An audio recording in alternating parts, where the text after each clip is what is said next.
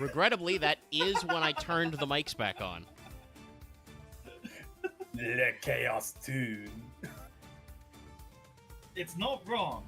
However, I guess we don't have loanwords for chaos or tune. For chat, I'm just gonna post this in Trad Games. We were having a short discussion on what cards we were reviewing, and it was mentioned that like the remaster for the set that like the set in America that would become what the remaster structure of this was put into a set called Toon Chaos, and we saw the French version of the set is about as silly as you would expect it to be. Especially because Toon Chaos does have Toon BLS on the cover. yeah, like that. When you see that asshole, it's Le Chaos, dude. Le Chaos Dude. The scene moves.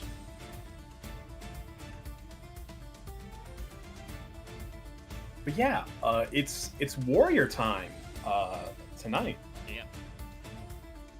So Time to come out and structurally, play. yeah, we're going to talk about Warrior Strike. You know, we're kind of on the using the structure decks to kind of talk about Yu-Gi-Oh's history. Warrior Strike was a deck that came out in when was it? Like I have it pulled up. It's 2009. 9. Okay, so yeah, a little bit later than I thought. October 09. So that deck kind of reprints a lot of the classic Warrior Toolbox stuff, which was arguably much older by 09. Exiled Force still had its place, but like, you know, Marauding Captain, Freed, that kind of stuff kind of fell out of favor. I'm glancing through. It's like Freed, Marauding Captain, Exiled Force, DD Warrior Lady, and then like the back row, like the generic stuff that's in like Spell and Trap row is everything you expect in like 2009 era. Like we got it's also the Gemini pack, which we did not say yet. Right? That was the other thing, is that like it Gemini created the Warrior Gemini, which like was actually a decent resource loop, like a decent engine back in the day. Gigavice, for instance, Supervise was first printed in the structure. So there's a bunch of vanilla support, like Just to Break, Birthright, etc. Because Gemini monsters are stupid and count as vanillas everywhere but the field with their double summon. They're actually, I should check. I think they're still effect monsters in deck, which is the part that kills them. What'd you say? I'm sorry. Yes, Omega. What'd you say, Omega? Yes, sorry, I was just double checking. Yeah, Geminis count as effect monsters in your deck. Oh, they count as effect monsters in your deck, but vanilla's everywhere else. They are. Actually, no, I think they're still normals in your hand. They're still effect monsters in your hand too. That's another big problem. Yeah. But they're treated as normal monsters while they're face up on the field or in your graveyard, which is good. But if they count as normal monsters in your, or at least non-effect monsters in your hand and deck, Geminis would probably be a decent package. I guess what I should do is just call it. I wanted to ask this quickly of like, quickly all of you, what do you guys think would immediately just work as a way to retrain a Gemini, retrain Geminis as a mechanic? I mean, I don't think you should retrain the mechanic. I think they should be bold and they should just re-errata. Should we just make it to the every count Gemini. as not, that is count as not effect monsters, even if they're not normal monsters? Yeah, just change their broad effect text to this monster is treated as a normal monster until it has been summoned by its Gemini effect or whatever. You know, like just reword the text so that they count as normals at all times. So that way you can get some nice normal summon. I mean, first of all, hey, here's a great idea. Unexpected die out a Gemini so that it doesn't use your normal summon. Makes all level 4 or lower Geminis work. I mean, one really funny option is ARA to just get the bad Geminis out of your deck. Yeah, ARA, send them. If they were vanillas, but like I said, it's one of those things that's like, And it seems like since the Warrior Strike R days, of which there was a little bit of post support, there were a couple of small cards which could work for this package. After that phase, it seems like Konami kind of gave up because what Warrior Strike R, the retrain version in the OCG did, also was it was the first printing of Infernoble Knight Roland. Oh. So, we will not talk about Infernoble Knights tonight because actually talking about all the Warrior stuff that came out is already going to be pretty long. Like, the Infernoble Warriors is of also, Gemini. like, an entire archetype we can just Yeah, I break figured, down in of itself. Yes, that would probably be a separate from Noble episode. Knight. Like, Yeah, they're a fully fleshed out package, and we probably should do them. We can do them as a follow-up one later. But it's definitely one of those things where, like, you can already see where Konami's brain is going. They are starting to tilt towards, okay, this is less about the Gemini stuff and more about how do we make Fire Warrior have an identity. they were already trying to make Fire Warrior as far back as 09.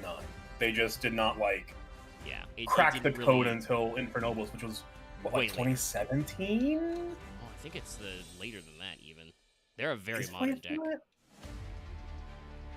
Rise of the Duelist. 2020. Yeah. Oh, the TCG sets. Yeah, Toon Chaos was the first one, which, yeah, so like 2020, like 2019, I think, roundabout, looks like. So right around the transition from MR4 Yeah, to sure. the new format. The Warrior Strike retrain was late 2019 in Japan, so Yeah. So would've they were been- like, would've been Konami like like set it 2024. up in like 2019 to follow up in 2020. So yeah, a very late Link era, very early MR5 deck that was really good at when it dropped for reasons of getting to abuse Smoke Grenade of the Thief and a lot of the second sub theme, the second sub theme of like Warrior Strike R and a lot of those other Fire Warriors is equip spells. She's not on the list specifically, but we may talk about Isolde tonight or not because she's kind of a glaring pair of women in the room.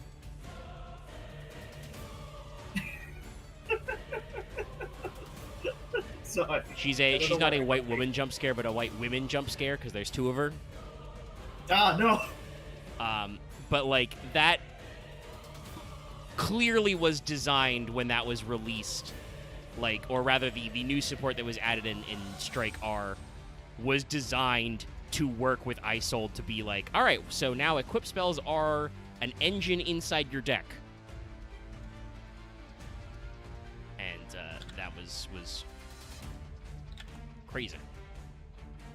Before we do jump in at the start, also I apologize if the stream's getting a little scrungly.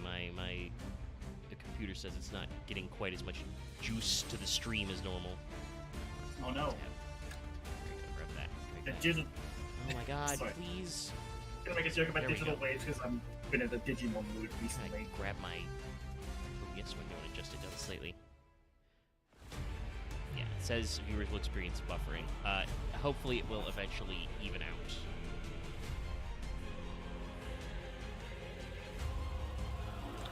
But I just want to say, a couple bits of Yu-Gi-Oh! Update news. We have the full list for the new Blue Eye structure deck. Has come out in English. Is this print legible? It's not super legible, but we'll try. Yeah, it's blurry as fuck. What was the thing I saw? I think I remember seeing a post of like, man, you should get the Blue Eye Structure deck. Look at all these hand traps. Oh, well, yes, that's the thing. So they did remove Max C. They replaced it for a Master with Eyes of Blue. All the other hand traps that were in this structure deck came out. So it's got Nib, Ash Blossom, 2 Veiler, and an Imperm. They're also making it so that, like, they've got 2-ofs and 3-ofs of some of the cards in here. So, like, you don't necessarily need to buy 3 copies of this exact structure deck. So, Oh, this is the Blue Eyes? yes, this is the Shit. brand new Blue Eyes deck. It's going to be street legal in a week or 2. Oh my god, they are To be playing out of the about streets. that. Yeah, and this spoilers if you haven't been following the OCG, thanks to the Primite engine, which is all about normal monsters, this will be good. Yeah, I have heard good things about the Blue Eyes. Neo Kaiser Seahorse? Yeah, we Is that a new card? retrained Kaiser Seahorse. Yes, I believe that's new. Okay. Oh, yeah, I remember that guy. One of the things with blue are new. Oh! The first text in this card, if you control Blue Eyes, especially someone in this card, who cares? He's a level 4 tuner. Just make a Sync 12. Who cares? Yeah, I don't think it's... Technically, it also. Oh, okay. Yeah, Oh, he can even decrease light tuners by 1, so he can make an 11 even. Sorry, I just looked at the list because they've got the extra deck in here, and I'm like, it even comes with seals for Seals Pass. The ultimate tool. Seals Pass? Which one? Heroic Seals. Looking at the I alleged... can't quite see the image clearly, so. Yeah, it's blurry. Looking at the alleged TCG list, I see Ash, Nib, Valor, and... Yep. My God, we got like Should be Ash, actual 2 shit in Valors. here. Uh, Is there one, a one call by? Imperm. There is a call by. Ooh, Someone knocked Abiyasa on my Cowboys in better there, yeah. camera when taking this picture. And an Imperm. Here, Like, I've linked the article in Fail Portrayal for you guys. You could read it. That's got the actual list. What I appreciate is the tiny thumb in the picture. You can tell this is so like Orban. Yeah, I don't know Yeah, we know. what the credit is exactly on this image or how a YG organization got it. I'm sure somebody just saw one on a shelf and just took a picture. We got like a fair amount of like good just generic staple stuff that This will that lower the buying price of certain things. structure by a deck lot. by Yes. itself. Yeah. This will definitely affect the trout population. This means that anybody who's paying more than the price of a structure deck for a single copy anyway of Ash, Nib, Imperm, Valor. Not that I think anybody pays high prices for Valor. Valor reprints is shit. Okay, Called that I'm reading the boss monster, like the level 12 synchro. Yeah. That's why Kaiser Seahorse reduces levels, because this is level 12 Dragon Synchro that needs 2+ tuners. Is this So really so like so, Ultimate so you Spirit Dragon? need Yes. Ultimate Spirit Dragon, yeah. So he needs Neo Kaiser Seahorse and the egg to make it. I was wondering when they were gonna make an ultimate version of Synchro. I'm reading it. This guy is really funny. Just he's an anti-macro. Your opponent cannot banish cards from the graveyard. Oh, now I get why this deck is meta. Sorry, I yeah. can't believe that just means that Konami's done the thing again. Remember how the last Spirit Dragon like killed the deck? That means you can't play Malice against. I mean, you could banish from hand, I think, for some of their combos, but like half their shit is banishing your graveyard. So if your opponent makes Ultimate Spirit Dragon turn 1 and you're playing Malice, that's like half your lines are fucked. Hope you drew your Bestials. Okay. So This on is one already hand, a we've got Blue Eyes, quote unquote, solving the format. On the other hand, more Blue Eyes. So this is already a 3,500 attack monster. When a card effect is activated, hook effect, negate. This card gets 1,000 attack until the end of this turn. Once per turn? Once per turn. Okay.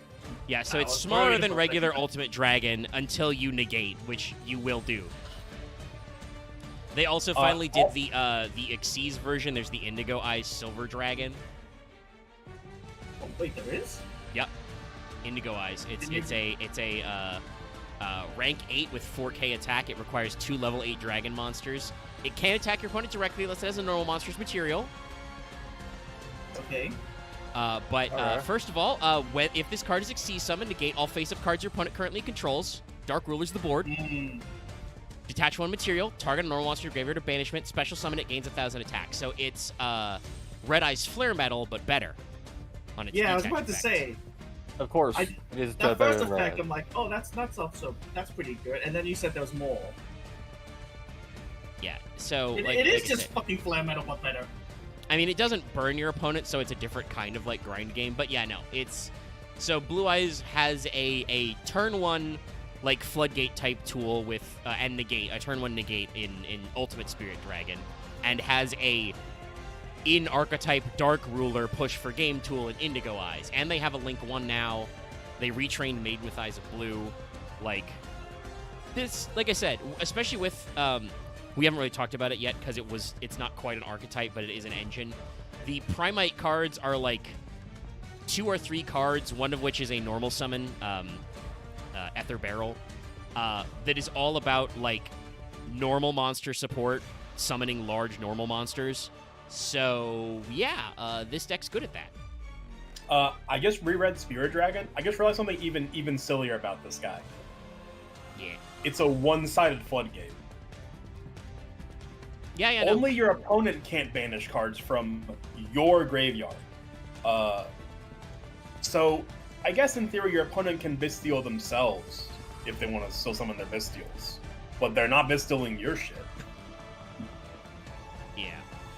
Can Bestials banish from their own graveyard? Actually, you can do that. Yeah, right? they can banish from either grave. Yeah. That's what I was pretty certain on when I said that, and I was like doubting myself. So yeah, no, it's a weird one. It's a weird little couple of cards. It will be good. And that's fine. Like, this has actually been a thing I've seen. There's a little bit of contention in the community. I mean, when isn't there? But like, genuinely, I think Konami would have to find a way to make like 10 decks good at once, and also make them cost pennies for everybody to shut up about Yu-Gi-Oh for a while. So that will never happen. I'm describing things that are impossible. Yeah. But YCS Orlando just concluded, no, I wasn't there. Kidding me? I don't have enough money for a good decker to travel. But the end results of that tournament is, if you want to win big, you should probably hit up Ryziel or Malice. There is a decent run of people running the Primite engine with a couple of other different archetypes. There are a few other decks that were in the contention, but for the most part, it's the crossover breakers cards, Ryziel or Malice. But with us having the knowledge that, Blue Eyes will be good in the imminent future. It just wasn't out for that YCS. And some people are like, this sucks. I can't believe there's only 2 good decks. Never mind, it's not actually I think the true. very interesting thing regarding Ryziel, I don't think the Blessing is going to affect Ryziel at all. Like, I think Blue Eyes can still get wins on Ryziel just because it's deck that summons big bungus assholes. Yeah, and I'm But pretty I sure don't that a think couple of any those of Blue Blue Eyes Eyes' assholes are towers. I don't think any of Blue Eyes' outright game plan locks down Ryziel compared to Malice. Yeah. Well, and that's kind of the thing where, like genuinely, I think a lot, so some people, and I don't know exactly why, but some people really hate Malice and Cyber stuff. I will start beef. He can be better at Yu-Gi-Oh than me. He's still a nerd. But fucking, Jesse Cotton's out there tweeting Cybers was a mistake, Malice must die, and I'm like, okay, buddy. But other people really like the deck. I think Jeff Jones is playing Malice actually right now. But it's a deck that's very chaotic to play because Lancia is not banned, and Lancia, Artifact Lancia, which you can discard from your hand to make it so neither player can banish cards during this turn, period, does shut down your turn usually. You have to go for alternative setups. Like the aforementioned, you have to hold on to a couple of Bestials and put some Malices in your grave so you can banish them on your opponent's turn to get some action. It's not impossible, but it really... It butt hurts the deck a little, much in the same way that, I'm sure Ryziel just cries if your opponent flips D-Barrier and calls Xyz. You're just like, okay, guess I'll make some links? ? If I've got any. But, Malice seems like a deck that is a little tighter in its controls, has a little more specific game plan, but that has more obvious counters. Ryziel's just kind of a deck that you just have to out-tempo your opponent on, and it's tough. You either have to, match them interaction for interaction, or you have to floodgate them. A large majority of Ryziel's game plan, we joke, we make the joke a billion times, Ryziel is quite literally just the infinite conga line of assholes. You are never out-tempoing Ryziel. You just have to make the biggest bungus and kill them before they can before they can regain tempo. You have to wait for them to make a big guy, like fold all their guys up into 1xcs, and then do something like, okay, Dark Ruler, Kaiju, you know. Hell, I don't remember if, I had to check if Detonator can be destroyed by like a Dark Hole or Lightning Storm, you know, but like that kind of stuff, like you just, you have to have board breakers or some other kind of like one-for-one trade. You know, Valor, their guy when they don't have any cards on board, and then transition that into something. The Valor's almost seen on your opponent's turn. Yeah, there's... Detonator has no outright protection. It can just pop... It can just pop a card on activation. Yeah, so definitely, like, that's the kind of deck where, like, okay, your opponent's made a cool guy, and then you go, all right, cool, my turn, Lightning Storm. And maybe you make him in defense mode so you can't Lightning Storm, but then he's probably weaker, so your opponent makes just a big indestructible Bungulis and just is like, okay, we're going to punch you for a lot. And that's where Blue Eyes shines. Much similar to how Galaxy Eyes scrapes wins, I think Blue Eyes is going to be in a similar case where just, if you let Blue Eyes do their entire combo, they're probably going to make like 2 or 3 extra deck assholes who each have like 4k attack, or make Chaos Max, that still works. And then just go, okay, can you stop the battle phase? No, you're dead. Your board is dead. You have no more life. Yeah, just die. So like, we're in a 2-deck format that's probably about to become a 3-deck format. And like, honestly, I don't think that the current decks are bad. Like, we talked it up a little on stream because like in game design terms, Ryziel is crazy. I do not think there has been a deck that is just as much of infinite rank 4 extenders as Ryziel. But yeah, like that's it was something that kind of talked to death regarding Ryziel when we reviewed them, and like it's very similar to Snake Eyes, where the deck is a fusion reactor, and that fusion reactor is only as effective as the user using that energy to power something. Yeah, and I will say that's the thing about Ryziel is like we kill people. Ryziel also works really great as an engine to promote other decks. I think Marth said it in our side. Oh no, he said it in the live chat. Somebody, despite the fact that it's only been out for like a week, somebody took Mitsurugi Ryziel, which is a world premiere archetype that doesn't even have all of its shit yet, to like Top Cut. So like Mitsurugi? Yeah, it's a new world TCG world premiere archetype. It is Ritual Reptiles. Okay. Well, that's not what I expected from that game, but I'm down for that. Yeah, so they're really interesting. We can probably take a look at them once because they've already previewed the next TCG set and said more cards are coming, so, you know, they're doing that thing. Wait, these cards look fucking sick. How great. How has no one ever talked about them in the server before? Because they don't do anything. Shut up. I mean, also, they do something, Axe. I literally just said they made it to Top Cut. Sorry, X. Sorry, I came back. 0 to 100 real quick. Sorry, that was the gummy talking, not me. I'm sorry. I'm sorry. I've just like, besides the Vegas there, like I've only heard like 8 different accounts of people saying, I'm blanking. I had the name in my mouth and I lost it. I mean, are you parroting people again instead of giving your own opinion? I will say this to Axe, unless he wants to boot up Edo, it's not like he can test it himself, you know. I've only seen 8 different accounts of people saying the deck's like, it's just not complete or good enough yet. Well, yeah, but like it's 5. It looks like it's 5 cards, so it's like it's not a complete package to make anything out of. Yeah, that's why. But you can fit those 5 cards in a Ryziel package because Ryziel can make King of the Feral Imps real good, and like they're only 5 cards deep. So once again, it's like Mimikul. I'm sorry, it's 7 cards because there's 2 spells and a trap. Yes, yeah, they got a backer as well. But it's like Mimikul, where like, and I think the only reason why Mimikul is not like making top cuts is just because I don't think it has a good game plan against like Ryziel and Malice. It's like a slower, more control type deck. They're still good. I adore Mimikul to death. Mimikuls are really cool, and it's also going to be the perfect temptation to get one of my friends to play Yu-Gi-Oh when they hit Master. You guys are saying all gonna of play the this. hell out of that You deck cool. with it. I'm just thinking of the Pokemon. As soon as that hits Master Duel, I'm playing that deck. Sadly, they haven't I announced think I know it the yet. fight you're talking about, but I can't.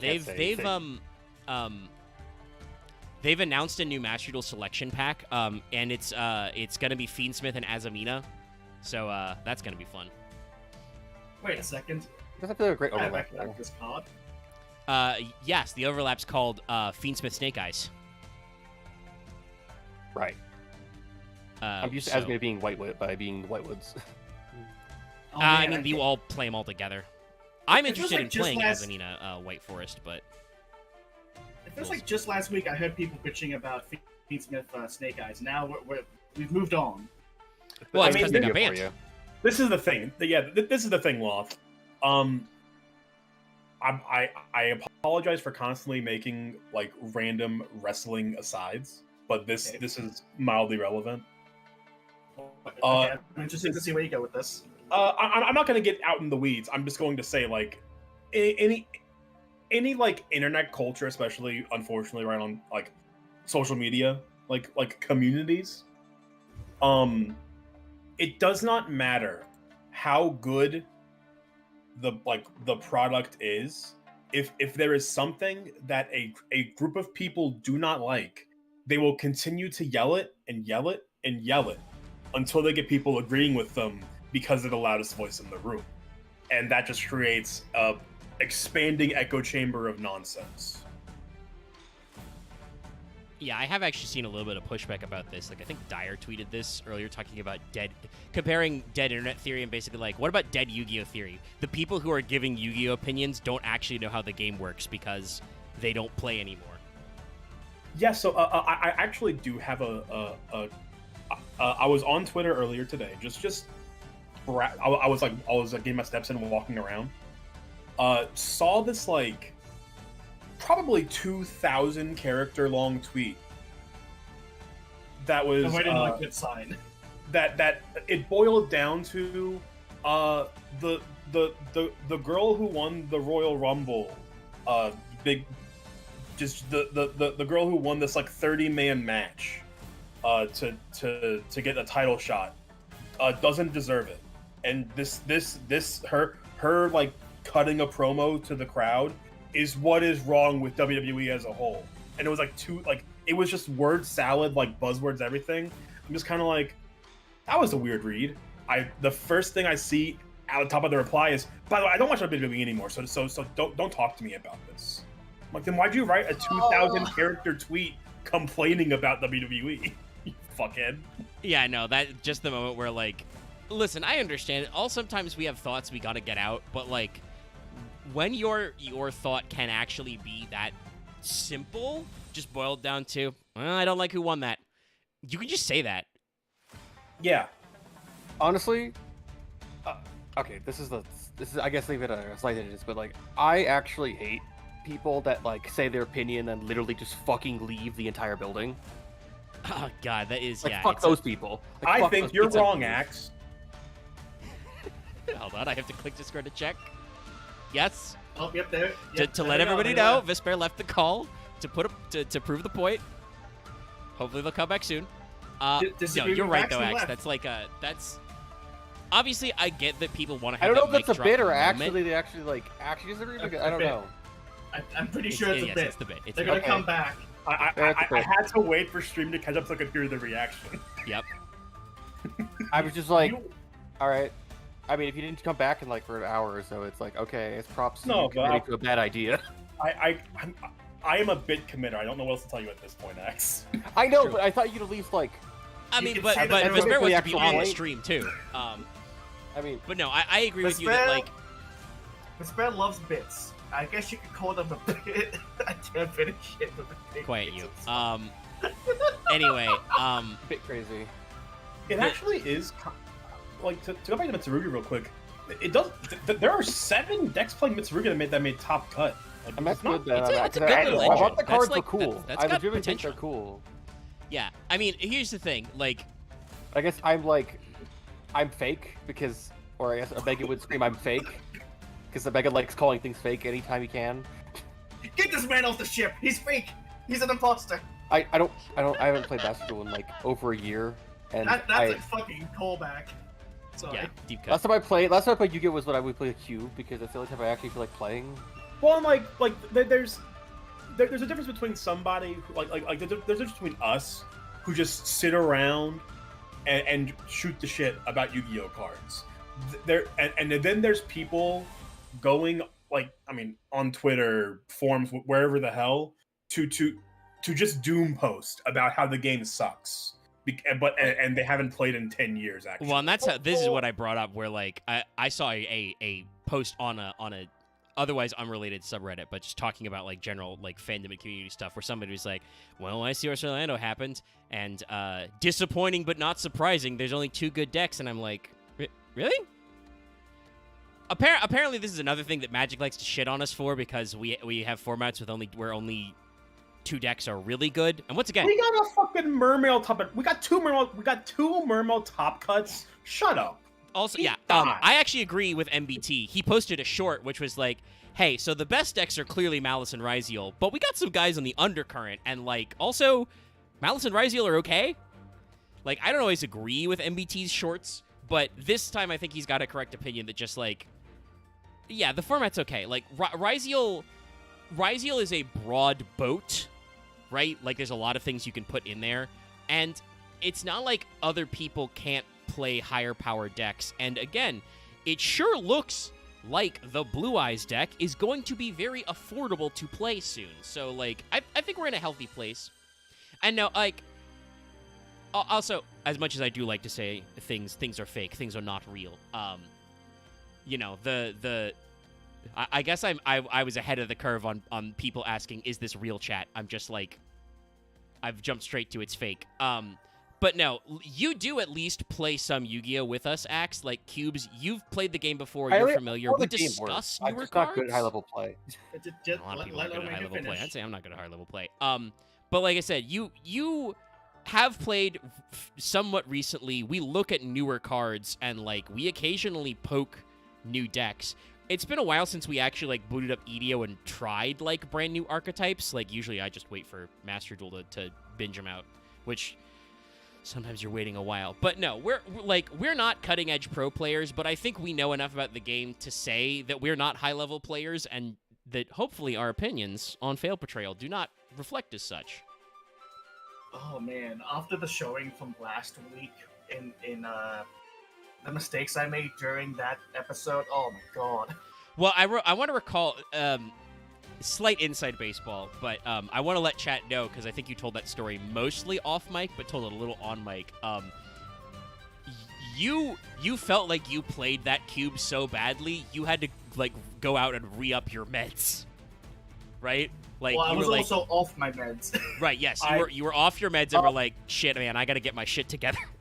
I don't know if I ever like remember this enough to say it again, but I'll say, Lof, if you actually practiced the deck and played it in an air-conditioned building, you probably would win a fuck ton of games.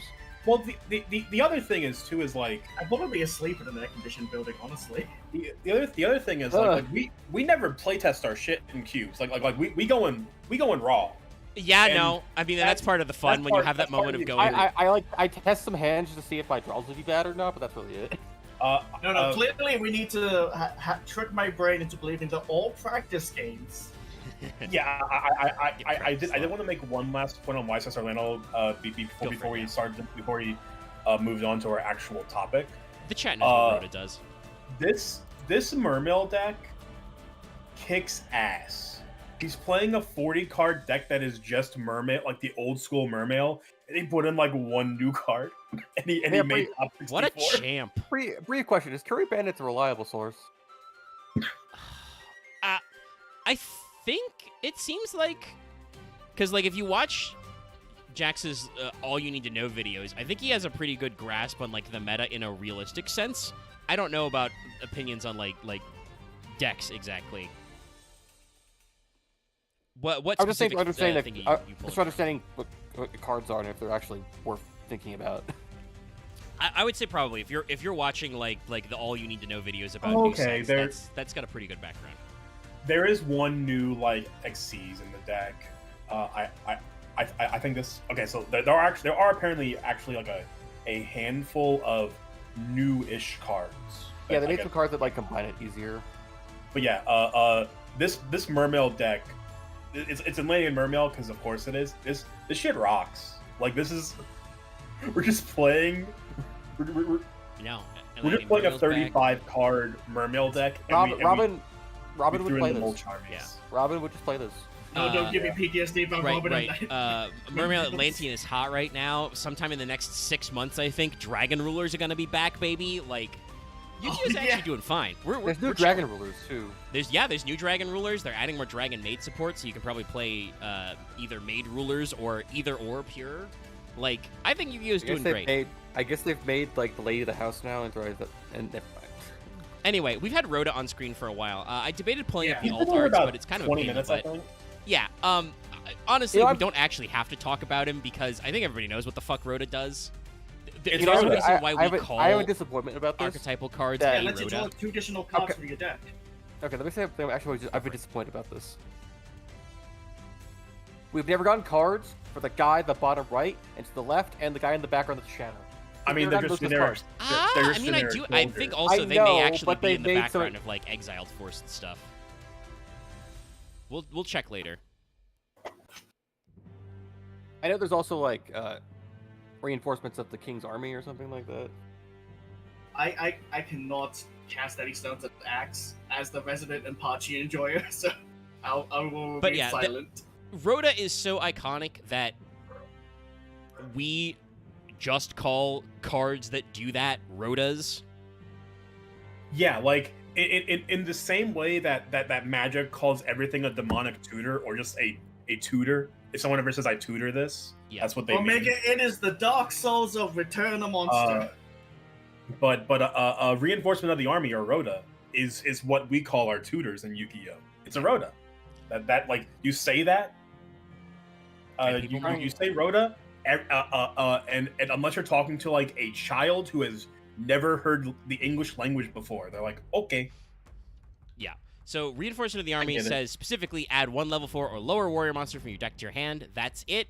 And this card has been limit 1 for forever. I do not think you can literally play more than 1 copy of this at any time. I believe no. If I remember right, the deck that got this card limited and never came off was Teller Knight, winning YCS. In like Okay, I 20. found it. No. I found the card I was looking for. Yeah, Reinforcement to the King's Army, I think. Reinforcement Reinforcement of the Army's troops, I believe. I think we should also show that card too. It's Okay. basically Oh, just Army a Troops, King's dookier Army, angle the- of this the- shot. Well, we'll talk about it when it comes out. That is a much Yeah. later retrain. It- But it's funny, they tried to retrain this to make it so that you can have more copies. But yeah, no. Now, chat, if you don't understand why this card is limit 1 and has to stay limit 1 forever, It's a free card in your deck. Well, yeah, Playing it's a- 3 of it it's a means plus you're playing 0. 37 cards. Yes, but also the important thing is, where's the once per turn? Yeah. There Just- isn't any. it- You can do this as many This times was as you made. want. This was like a what? This card was a 2004 or 2002 card, right? If you Yes. draw, 04. uh, Legacy of Darkness. Loth is laughing at the alt art that Martha's posted. That is Yeah, he found him. the Power Pro baseball characters as That's great. mimicking the reinforcement of the army pose. I will forward these over to Trad Games. Yeah, I thought about pulling What these the up, but fuck there's is not this? really good high def What works is that? of this. What is that last one? Is that meant to be like Sky Striker. Why? Oh, Yeah, I mean, no, I think they it's did a Reinforcement of the Sky Army, Striker huh? alt art. There's not a really good scan of that, but yeah, they for when they announced like the either the manga like compilation or just the hey, we're supporting Sky Striker again box, they did a Rhoda alt art. Because you do play that in that deck because that searches Ray and Rose. But yeah, to go back to what Omega was saying, if you draw 3 Rhoda, you've drawn your 3 best warrior monsters in your deck. yeah, whatever your best level 4 or lower warriors are, of which there are loads. There's loads of them. That's just it. So it's a deck. It's a card that probably should not ever be activated more than once per turn, and the only way for them to stop you doing that, other than errata-ing it, would be to not let you have more than 1 copy ever. And I think, So if you've never played against Teller Knight or played Teller Knight, the reason why Rhoda at 3 made the deck basically like tier 0.5 is that you always get Deneb, which Deneb is an in-archetype Rhoda for Teller Knight. So you're Rhoda. And then you're just deck thinning. And I want to be honest with you, chat. Deck thinning is legitimate. I cannot tell you how many times I have been playing some of like my current Master Duel decks, which are usually like, I built White Forest, but it's a little anemic without the Azaminas, so I'm back on Gate Guardian or Chimera Fusion. But just like the ability to just get assholes you don't want to draw out of your deck, it's great. Like, even if I don't have to, I will normal summon Prisma in Gate Guardian and put a fucking guy in the graveyard because I don't want to draw Kazajan. I don't want him in my hand. Not when I can put him in the grave and he's just as valid a target. Yeah. So, like, just thinning all those cards out.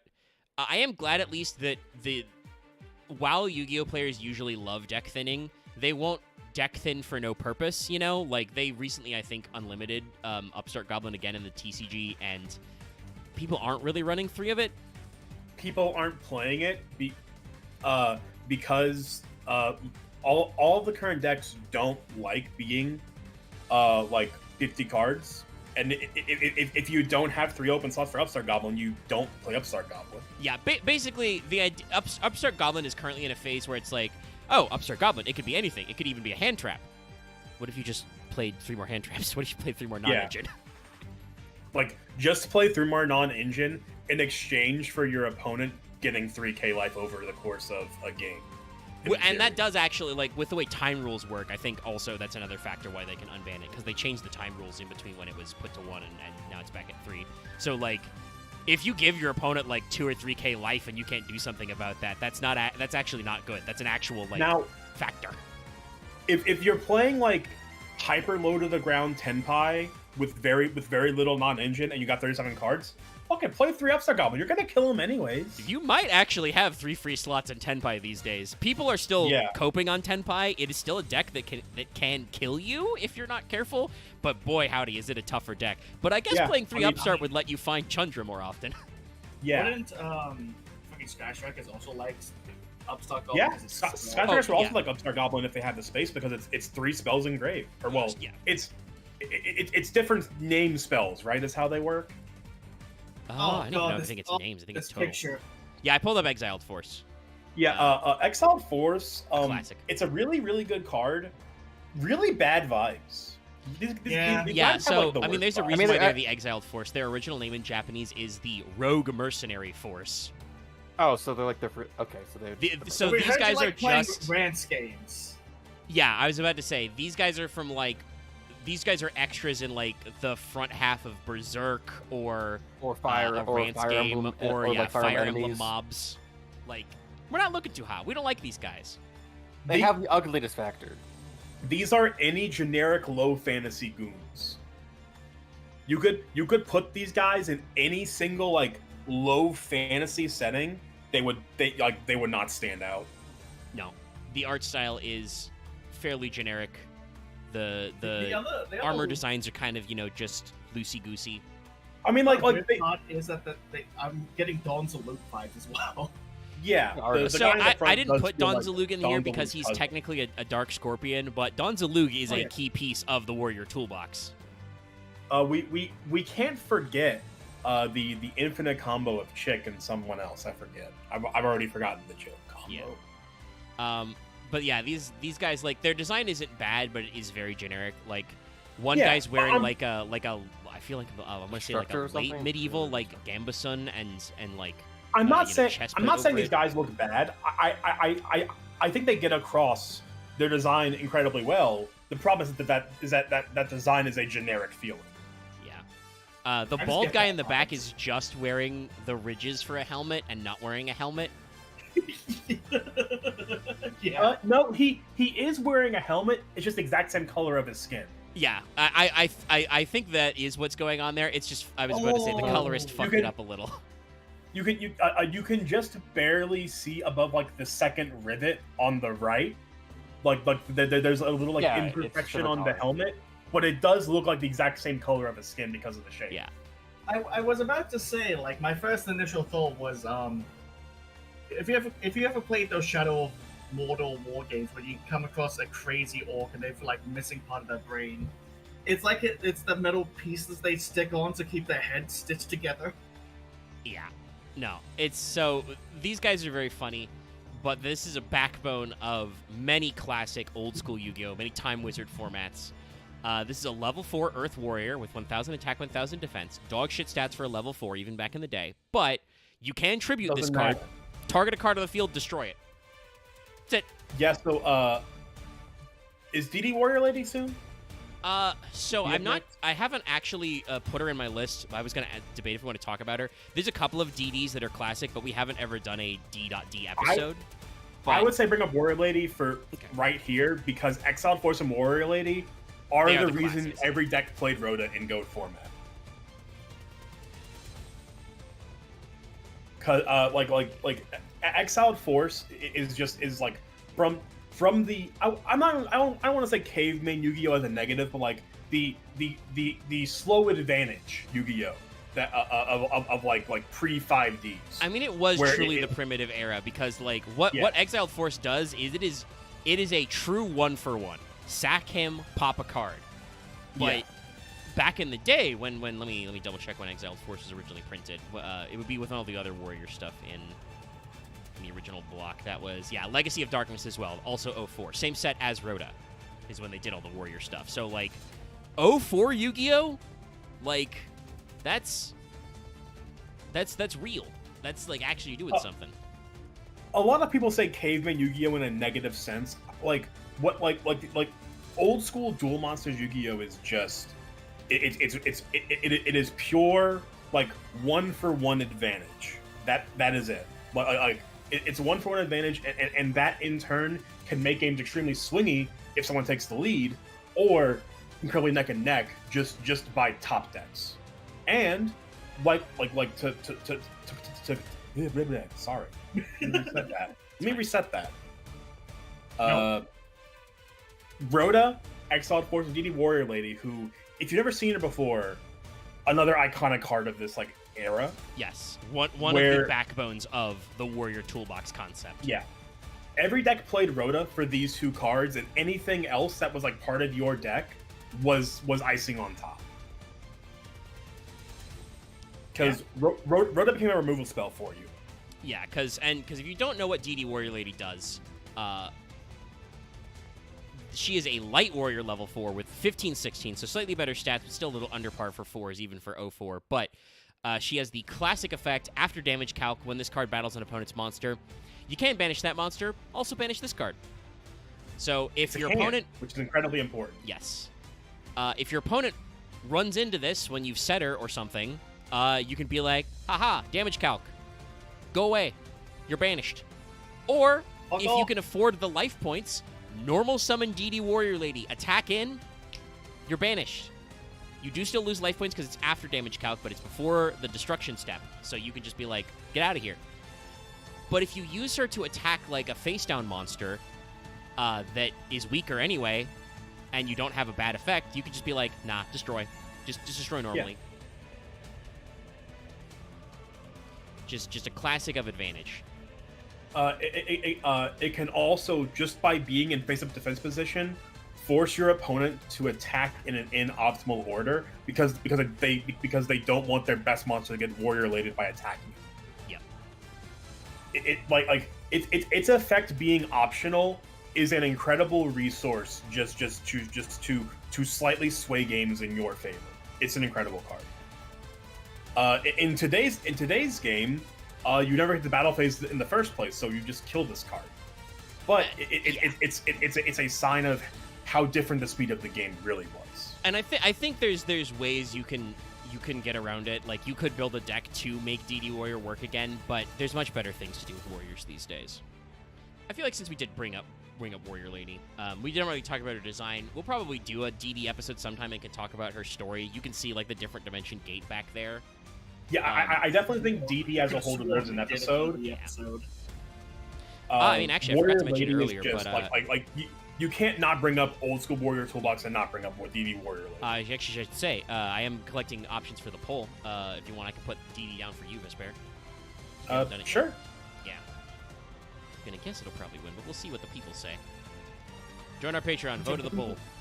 And since we did decide to bring up Warrior Lady, let's, even though he's part of the Dark Scorpions, let's talk about the Dawn. This is his censored art. He just has knives. And then you may think to yourself, wait, the censored art, does he just have knives? Yes. He has guns. Look at that gun belt he's got. Let me see if I can get a good version of... I love Christopher Walken. I'm so happy he showed up today. God, this image is so huge. Why did you make this so enormous? I can't wait for Don Zalug to show up in The Continental. I guess for the one person in chat who would not get that joke, because they might actually be too young for Yu-Gi-Oh! GX. And these are like weird ass guns too. They're revolvers that have extra like fucking two yeah, he has the two-hand-them. steampunkest ass revolvers ever. No, they're just like revolvers with like huge cylinders and like weird receivers. Well, also, and then I think they're it's like thing you can basically two-hand the gun. They do have hammers. Just the hammer is really weird. I think the revolvers look fine. Two hammers. The revolvers look fine. I think it's just I think it's just the extra stock put on for no reason that adds on all the extra pieces. They're Star Wars guns, but instead of bolting a piece of PVC pipe, we screwed a piece of wood on it to make it look more. Well, they also added like it's more they put handles, they put things to hold the stock on.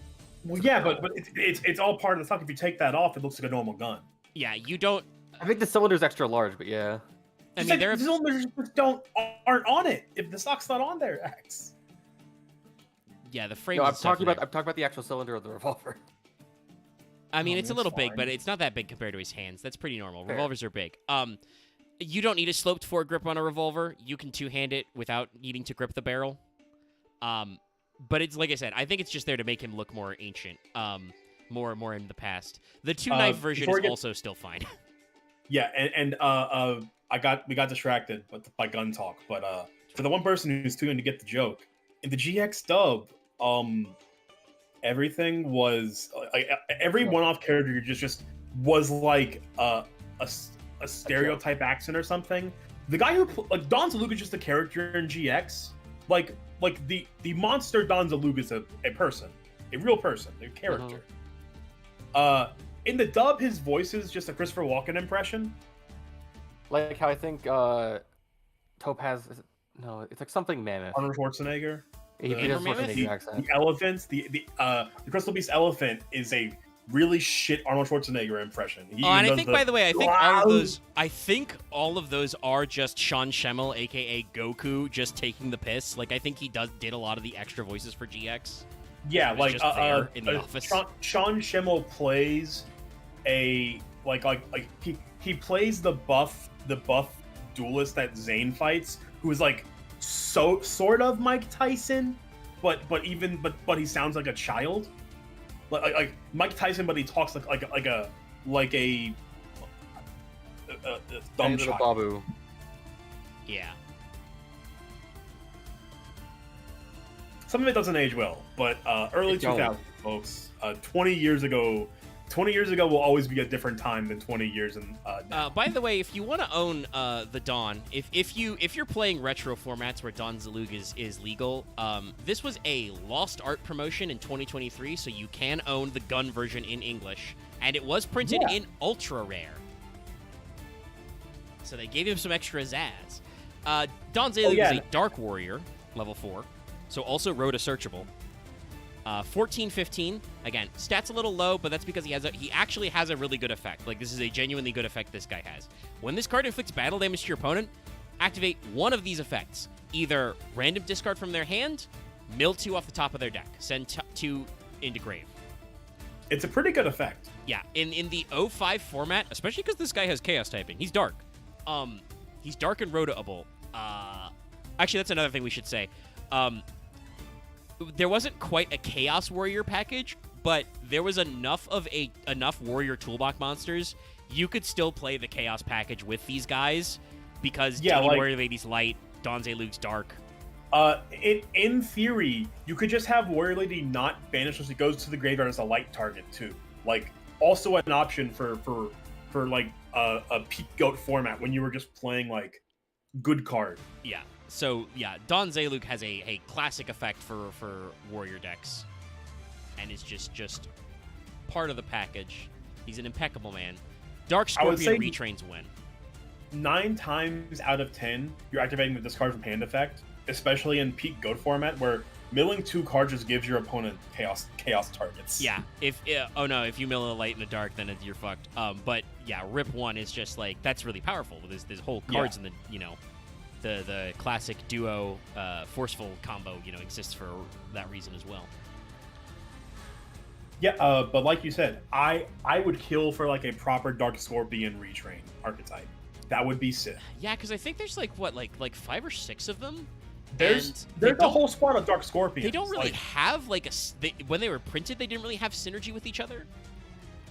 Yeah, no, like Dark Scorpion like might actually be the first proper like named archetype in Yu-Gi-Oh. They are by no means like an archetype with with synergy. They're just 5 characters that are part of the same faction. And Donza Luke isn't even considered a Dark Scorpion, I don't think. Yeah, he doesn't have Dark Scorpion in his They deck. honestly, he has the tattoo, this is a dumb thing, but they honestly could make a retrain of all the Dark Scorpions to being, so they make Donza Luke of the Dark Scorpions. Yeah, no, I think it'd be pretty simple. We'll see. At this rate, we're gonna have to wait for the yearly nostalgia set in the TCG for another year because this year's I don't know what it's called, Swamp of Memory at this point or something. Anyway, they're doing Odeon retrains. They're gonna retrain like Temple of the King's Circuit and Apophis again. Sean Schemmel was also Dr. Crowler, of course. Yet another slightly unfortunate accent, but that's okay. We love him. So this is another card that is actually a Fire Warrior and is part of the combo. This is Command Knight. Command Knight is the OG. He was a 10 promo, and man, did he kick ass. Might be actually, I can't tell because it looks like a cod piece, but also might have a breastplate for breasts. But I can't really tell because I do want to say the coloring on this art, like the shading, not good. Very flat in this scan. Very old. Looking at the anime art, it's definitely a woman. Ah, okay. I'm trying to get. I can kind of see it. Yeah, kind of got like a feminine. It's hard to tell because, like I said, the colors are flat. Here's the anime. We can put this up on screen because it's a much better stylized of this is 90% a woman. Oh yeah. No, let me okay. count the image. And I think that was from, I just saw that. Yeah, 5Ds. So also by the way, hey, Command Knight stuck around for a while. I don't think she was in like a named duel. She was just just in the background during a shot one time. All right, I'll open in browser because. Oh, it's fucking huge. Command Knight is on an equip spell. Oh no, Oh, which one is it? Vengeful Servant. I never realized that was Command Knight on the card. Looking a bit evil there. Appears in Attribute Gravity, Big Volcano, Cyclone Wing, and Vengeful Servant. Oh, okay. I did think that they were upgraded into Valkyrian Knight. That is a glow up as well. I do want to say, saying that Command Knight is Freya Spirit of Victory, I think you're chatting shit. I don't think those cards look alike at all. Unless you're saying that Freya Spirit of Victory does the same thing that Command Knight does, which is this okay. this is not the same person. It has a similar effect, but anyway. Command Knight is a classic. And like I said, did get a retrain, so they're working on it. This is a Fire Warrior level 4, so again, roadable. That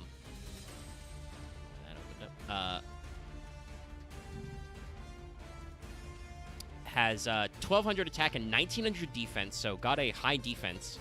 But also that 1200's a lie because Command Knight says all warriors you control gain 400 attack, so she's actually 1619, which for a level 4 is not a bad stat line. Yeah. And also, And if you summon control her another off- monster your opponent controls can't target this card for attacks. Honestly, what you do for this is deadly summon her off Marauding Captain. Yeah, Captain Lock shit's good. Designed Also, for the toolbox. by the way, because that says this card, 2 Command Knights is a lock. It does not say Command Knight by name. It just says this card.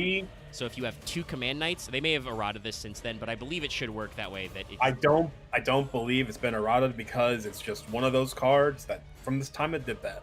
Oh, Okay. so Oh. I'm getting Borden vibes. Let's go. Yeah, if you control another monster, your opponent can't target this card for attacks. So that says another monster and this card. It does not mention names. So 2 Command Knight, your opponent can't target either of them. The thing is, they can still target any other monster on your board. They just can't attack those 2 Command Knights. Yeah, but if you have a board of nothing but 2 Command Knights, that means your opponent has to get a removal spell. They cannot attack Yeah. over. Yes. Also, their attack gain should stack, so Yeah. you gain Yep. 800. Like I said, lots of these little synergies. Like, obviously, these days, you think to yourself, that doesn't mean anything. Correct. But at the time period, this is all very early. You know, this was a tin promo for a reason. Like, all of these things come together to actually start giving warriors a shape. I will also say this until I'm blue in the face. Attack modulation does not matter until it doesn't, and there is no proper bar for knowing what is and isn't until you play it. Yeah, I mean, hell, DD Warrior Lady's what, 15? So plus 400 is 19? Means she can attack over more stuff Yeah. before you have to use her effect. There were generic Warrior level 4, like, vanillas with, like, 17 or 1800 attack easy. Warrior Digreffer, one of the classics. Digreffer, Axe Warrior was a big guy back in the day. Neo. Gearfried the Iron Knight exists at this point. Actually, I think Neo the Magic Oh, yeah, Swordsman is a Gearfried, yeah. spellcaster. But yeah, Gearfried's an 1800 guy. Like, that's for reals. Hell, I gotta remember, is regular Goblin Attack Force a warrior or a Beast Warrior? They're a warrior. I'm pretty positive. Let me God, I look mean- them up. I have to double check. They do still go to defense. Yeah, they're just a warrior. Yeah. But that is a 2900 beat stick. Yeah, it's a great removal. So it's Like all this- very funny stuff, and just This is something that I think is overblown by. I'm not even saying this as I think it's just overblown by every front. Attack modulation is an effect that can do it can do equally a lot and nothing depending Yeah. on the game. It's never something to build your strategy around. But if your deck can do it, build around it. Well, and I think Like- that's why like, Konami build puts attack into it. modulation effects on monsters that already have good effects, and that often puts them over the top into that annoying zone. I think I talked about this last time attack modulation came up, but I was like, Chet, how many times you been minding your own business and you end up against a Sword Soul deck, or any deck that can synchro 10s, and they don't make a Barone, they make a big Chungus, and your guys just lose, like 100 for every banished card, and he gains 100 for every banished card. Well, guess what? If he banishes like 3 cards, he's like a 3k booty. Are you trying to give me PTSD, Omega? No, I deal with this problem to this day. It's because the Sword Soul deck is free for forever in Master Duel. Everybody's got one in their back pocket. It sucks. But like, you think it's nothing until you're playing it out and you're like, oh, wait a minute, attack modulation. It's like fucking DPE, right? People often forget the DPE. His pop is and his revival is really killer, but also he modulates your attack, and that is also really annoying. Because it's at least like 200. God forbid they're playing a pure hero deck.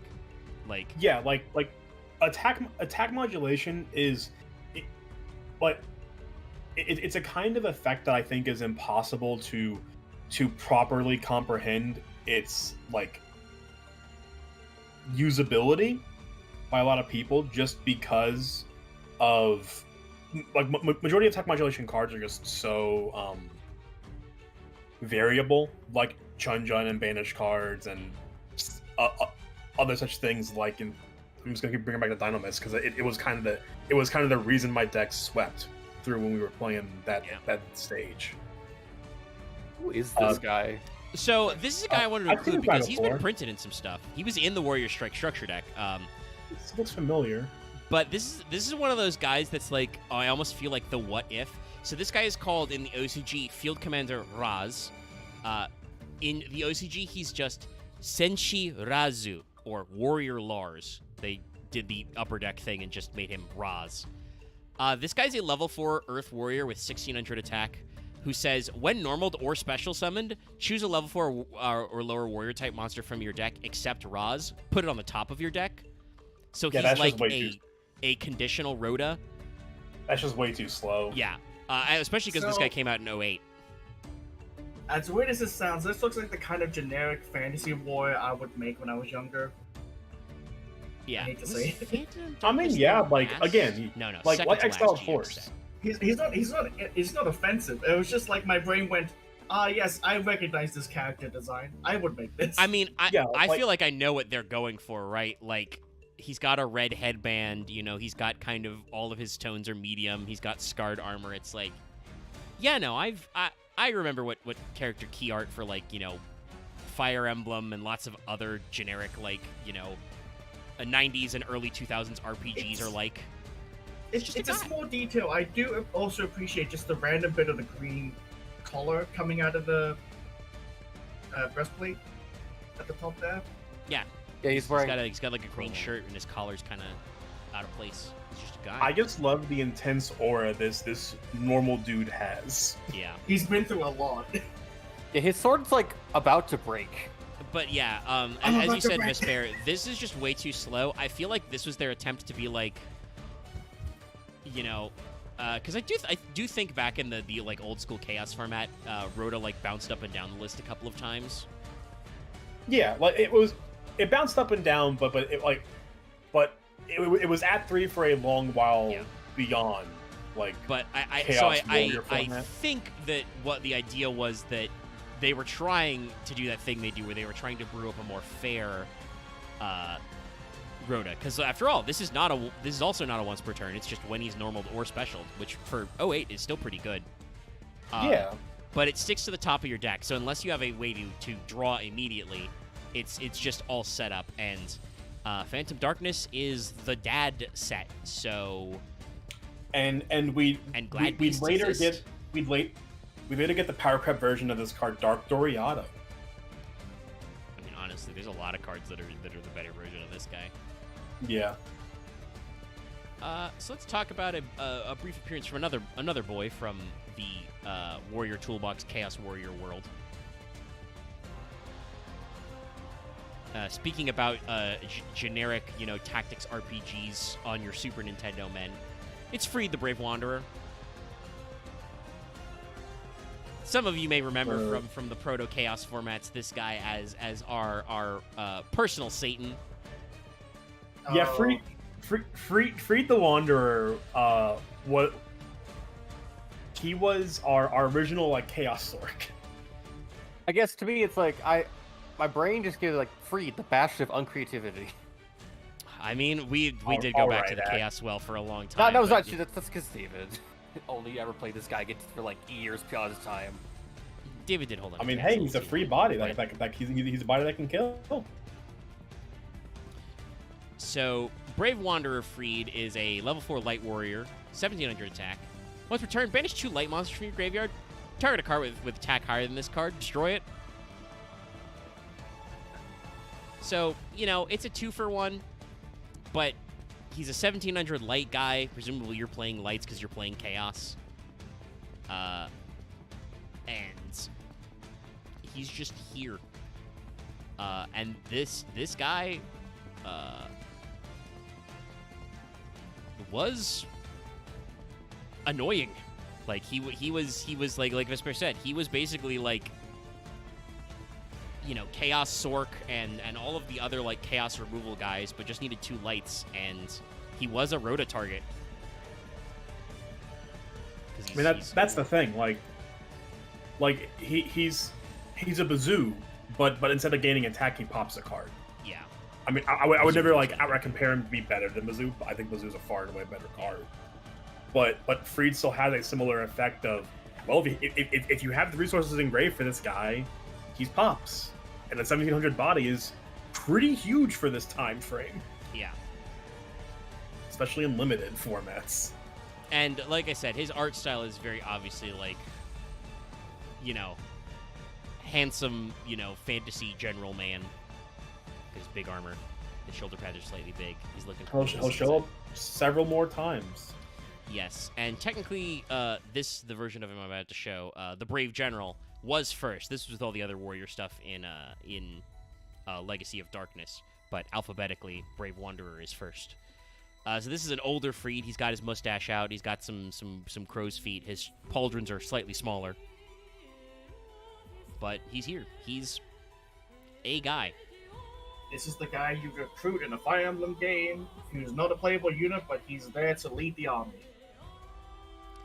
Yeah. And his name is just General Freed in the OCG. They went for Matchless General. I guess they try to make him sound cooler. There's always like this like similar design with like all the armor they wear, and it's like I wonder if there's like if it's directly inspired by like actual armor, or if it's just like there's like a continuous design to it. I mean, honestly, probably is inspired by something direct. Like, I could rattle off a couple of the different sets the guys in Exiled Force had.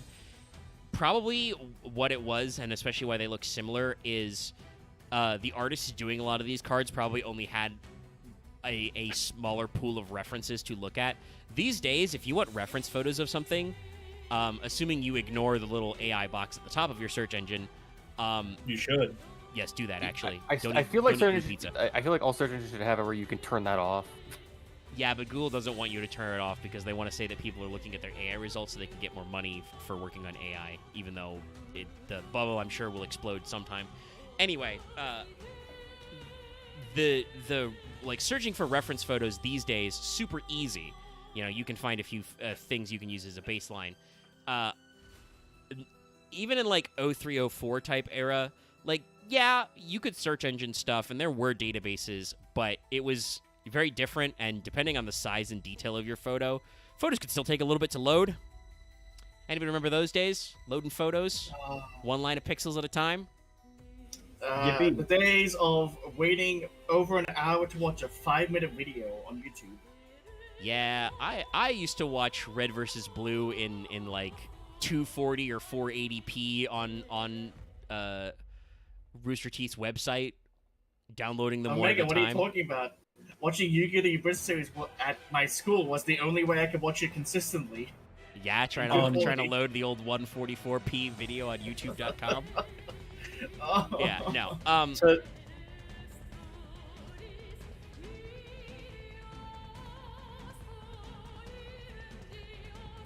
Why did everything get quiet? I know my Discord may have bubbled. oh yeah, your Discord cut out. Okay.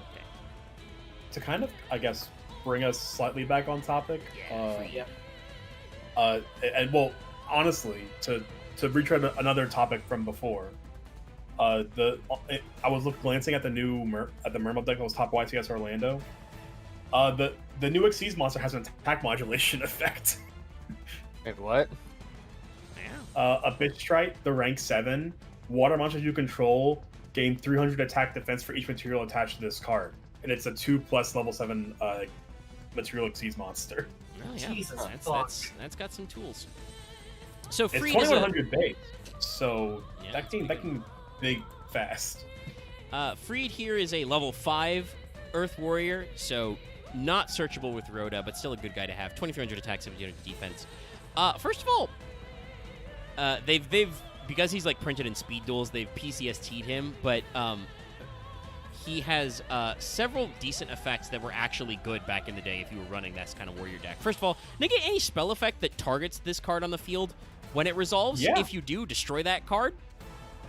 So he negates and destroys spells that target him. Crazy good for the year 2003. Also, during your draw phase, instead of constructing your normal draw, you can just Rhoda. He must be face up on the field to activate and resolve this effect. So if your opponent somehow found a way to, like, Phoenix Wing Wind Blast him and draw, it doesn't work. But his effect is just replace your draw step with Rhoda.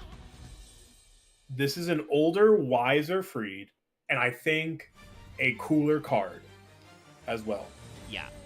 I mean, and he can't, this card was printed first, like I said. This was in the rest of the Warrior Toolbox stuff and Legacy of Darkness. I think they just made Brave Wanderer because, well, they also made Dark Freed, who we'll talk about in a second, but I think we're trying to do, like, some chaos stuff with some of the Warriors, like, you know, DD Warrior Lady and a few of the other cards, what ended up happening with Digreffer. So, like, they were like, oh, we'll make Young Freed, and we'll make him light, and he can, like, banish lights to pop. And it's like, okay, cool. I mean, that's slightly different, but still not an unheard of effect. I mean, it's just it's a different way of going through, like, the Exiled Force, you know, trick, right? Instead of tribute one Exiled Force to pop, you summon Wanderer Freed and banish 2 lights. Both of which have, you know, resource cost. But Matchless Freed, while he is a level 5, is, again, a much more interesting card with that built-in protection. And also, just, again, if you're playing 2003 Yu-Gi-Oh!, the tempo is very different. Rhoda, every turn, every draw phase? That's good. That's great.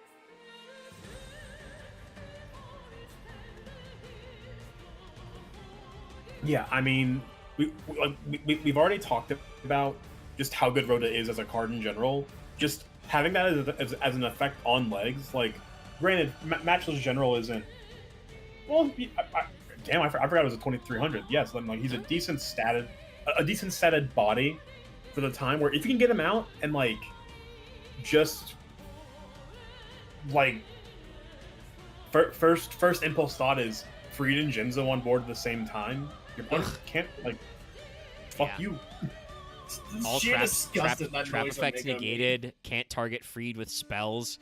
I mean, you could get rid of Jinzo with the targeted spell, but it's like, it's basically doubles the amount of resources you need to get rid of that problem. They're both 23 or 24S guys. Anyway, here's Dark General Freed. This was also from Phantom Dark, or no, from Light of Destruction. So this was when they were doing those last couple sets at the end of GX, and they remembered the dark versions of monsters, and they decided to do Dark General Freed. Pretty cool I of like them. his armor, despite how edgy it is. Yeah. Actually, no, because it's edgy. Fuck it. He's got the exact same stats, but he's dark now. He does, unfortunately, say a line of text, which is why you've probably not heard of him. His first line of text is, cannot be special summoned. That usually kills these cards right out the gate. However, I think I can see why at the time in Light of Destruction, why they wanted to do that, because the rest of his effects are also pretty strong. So, negate any spell effects that target a face-up dark monster you control if you do destroy that spell card. Monsters as yes, well. Monsters, yes. So... multi-targets as well. So, spell cards aren't allowed to target dark monsters. During your draw phase, instead of protecting your normal draw, add a level 4 dark monster from your deck to your hand. This card must be face-up on the field to activate and resolve this effect. Yeah, like, this card's insane. This card is insane. Sadly, like for modern day, it's too slow, and for back then, the negate special summon just Yeah. It made him the biggest target in the world. Like, I think... Sorry, what level is he? 5. 5. You must tribute summon. When did the Monarch Storm 4th come out? Oh, like 2012, 2013? Okay, probably a bit too late for this guy. Yeah, then. no. It's an interesting concept, and there are you could play Mausoleum of the Emperor and stuff, but like, I think it's just those things where, like, obviously I think Konami was correct. This guy had to have some kind of restriction, because with the rest of those, dark retrains of monsters, he's fucking nuts. Negate spell card targeting, all spell card targeting, and destroy. Instead of drawing, add any level 4 dark, the most popular attribute in the game. It'd be nuts, but definitely not being able to be special summoned. Just add Armageddon Knight myself. Just add Mystic Tomato. But, like, so obviously they had to do something to restrict him. The problem is that the cannot be special summoned is one of those restrictions that will never get better with time. I mean, it's my favorite restriction in Ancient Gears, because now we've got spells or abilities that just say ignore that. Yeah. Yeah, it's just one of those situations where, yeah, needing the restriction cannot be such a summon, like you said. It's just such a Oh, they should have done what they did rushing with the other darks and made it so you needed like 2 or 3 darks in graveyard or something. Maybe banish Yeah, well, a dark like, in graveyard to it's- summon him. it's just a crushing restriction on any card in Yu-Gi-Oh at this point. But here's a boy who we've kind of already seen because he's on Rhoda, but we should talk about him. Probably could have talked about him a little earlier, but you know I was doing alphabeticals. Marauding Captain. The classic, yes. This is the guy who's on Rhoda. You can see now in this version he has 2 swords, so you know he's a cool guy. 2. He again, like, semi-generic, just fantasy warrior. Looks Yep. cool. Yeah. Looks Got good. some scars. His armor looks good. He's chilling. Like no notes on the design. It just looks good. Yeah. Just looks good. So he's a Something level else 3 cool. warrior who's Earth with 1200 attack and 400 defense. And there's a reason why he does have fairly low stats. So first of all, your opponent can't target warriors for attack except this one. So he tanks, he draws aggro. Also, when normal summon, special summon a level 4 or lower warrior from, or what? Sorry, level 4 or lower monster period from your hand. Which again, this guy came out in, I'm pretty sure 03. Yeah, Legacy of Darkness 03, 04. Yeah, it was 03 for the original North American printing.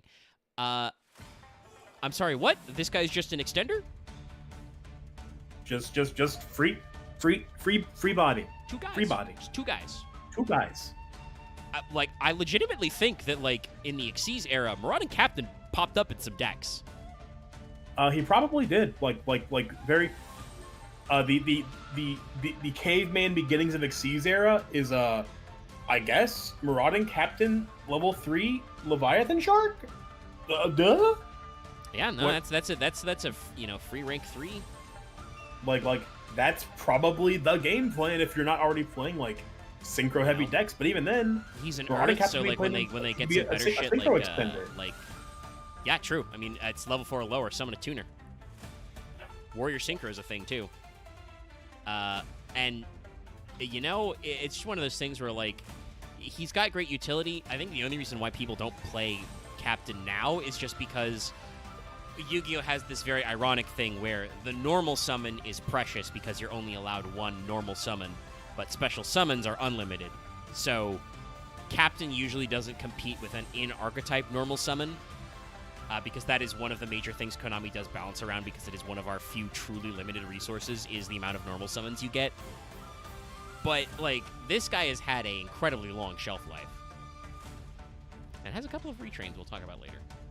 Yeah, like Marauding Captain was never bad. He was just never the best option, I would say. Yeah. But here's a funny one from way back in the past. Throwstone Unit.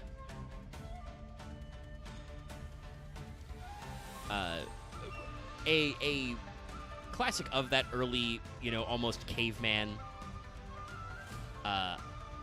version of it. But obviously not as popular as others. Wow, I just realized this poor guy hasn't been reprinted ever. 1 printing. But yeah, it's some guys with the catapult. They're hucking stones. I think that's the castle from, like, defense wall on it. Probably. Who knows? But yeah, this is basically just a level 4 Earth Warrior, again, with 900 attack and 2k defense. So he's a 2k wall. And Throwstone Unit says, tribute 1 warrior-type monster on your side of the field to destroy 1 face-up monster on the field whose defense is equal or less to the attack of Throwstone Unit, which is 900. So, not as good as Exiled Force, though obviously, unlike Exiled Force, who has to tribute itself, Throwstone Unit can tribute other monsters or itself, so you can, you know, actually, like, keep some advantage on there. But it only pops monsters with defense of 900 or lower. But also, back in the day, there were a lot of annoying high-attack monsters who had really shitty defense. So it's an interesting tool in the toolbox. Obviously, this is why, you know, they called it Warrior Toolbox. But it does, I think, kind of, like, everybody just realized that Exiled Force was the better version of this card.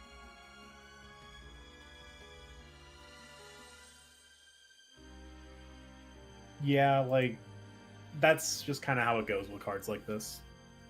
There, it's always nice to see different options and like ways to play into more modification. Yeah. But the generic option will always be the best. Now, before we jump into the Gemini part of this package, one last visit from the warrior. It's Warrior Lady of the Wasteland. Before she becomes the DD Warrior Lady. Though you can kind of see some of the future in there. You know, the blown up city and stuff. Wasteland Fantasy. That's actually kind of cool. Yeah, She she's looks got a good nice. design. So yes, this is DD Warrior Lady before she gets her robot hand and some other stuff. But this is another classic of Earth Warrior. Go ahead. No, it's just like I didn't think about it, but it's like I guess like all the Yu-Gi-Oh cards are in a basically a post-apocalyptic world where it's now just back to medieval style warfare. Well, I think that's specifically the DDs. The different dimension is supposed to be real messed up.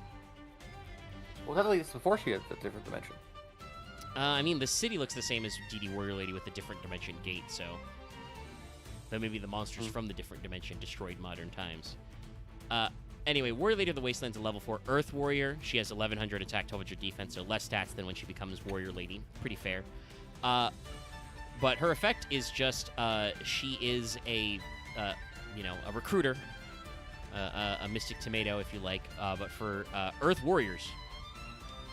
when she's destroyed by battle and sent to the graveyard, special summon one Earth Warrior monster with 1500 or less attack from your deck in attack position. Hey, guess what? There's lots of guys you can pick for that. Obviously, the best is probably to do the classic Warrior Lady and Warrior Lady trick. Just thin your deck. But there are a wide variety of guys. Like, for instance, if you just do Warrior Lady till your opponent's out of attacks, guess who's a valid summon off of this? Exiled Force. Also Throwstone unit, but again, we discussed, not as good.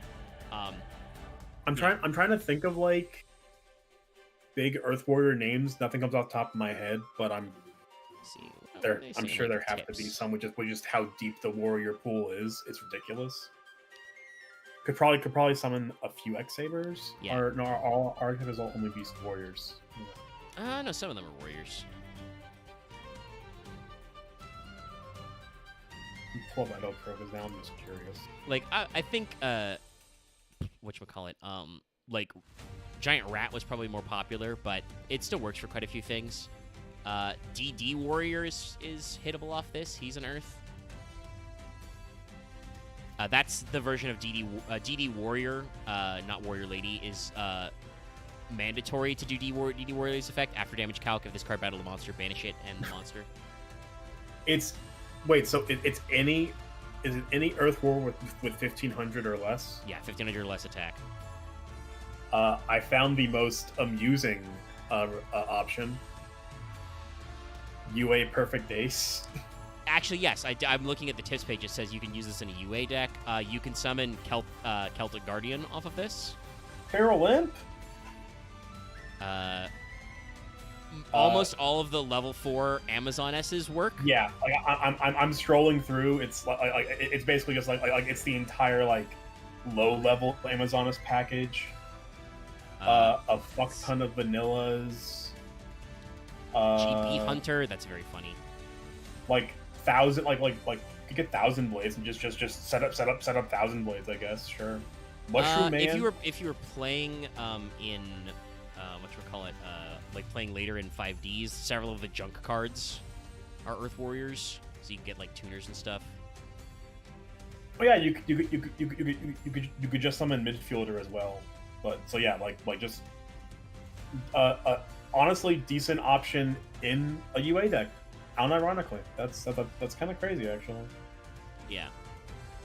Like again, she's a recruit, like a modern recruiter now, so like, or a classic recruiter in the modern times.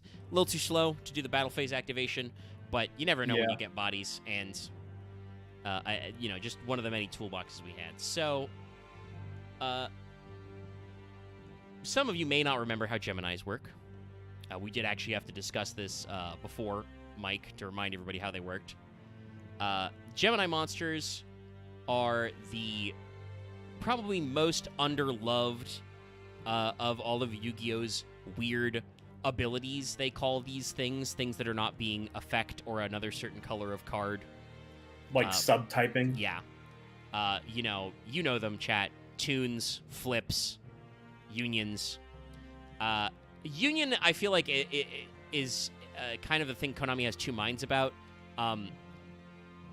They do actually have some really crazy support for Union monsters to this day, but also Konami will sometimes just make monsters that have the classic Union effect to equip or unequip and summon themselves and other things, and just not call them Unions, so you can't build a better Union deck.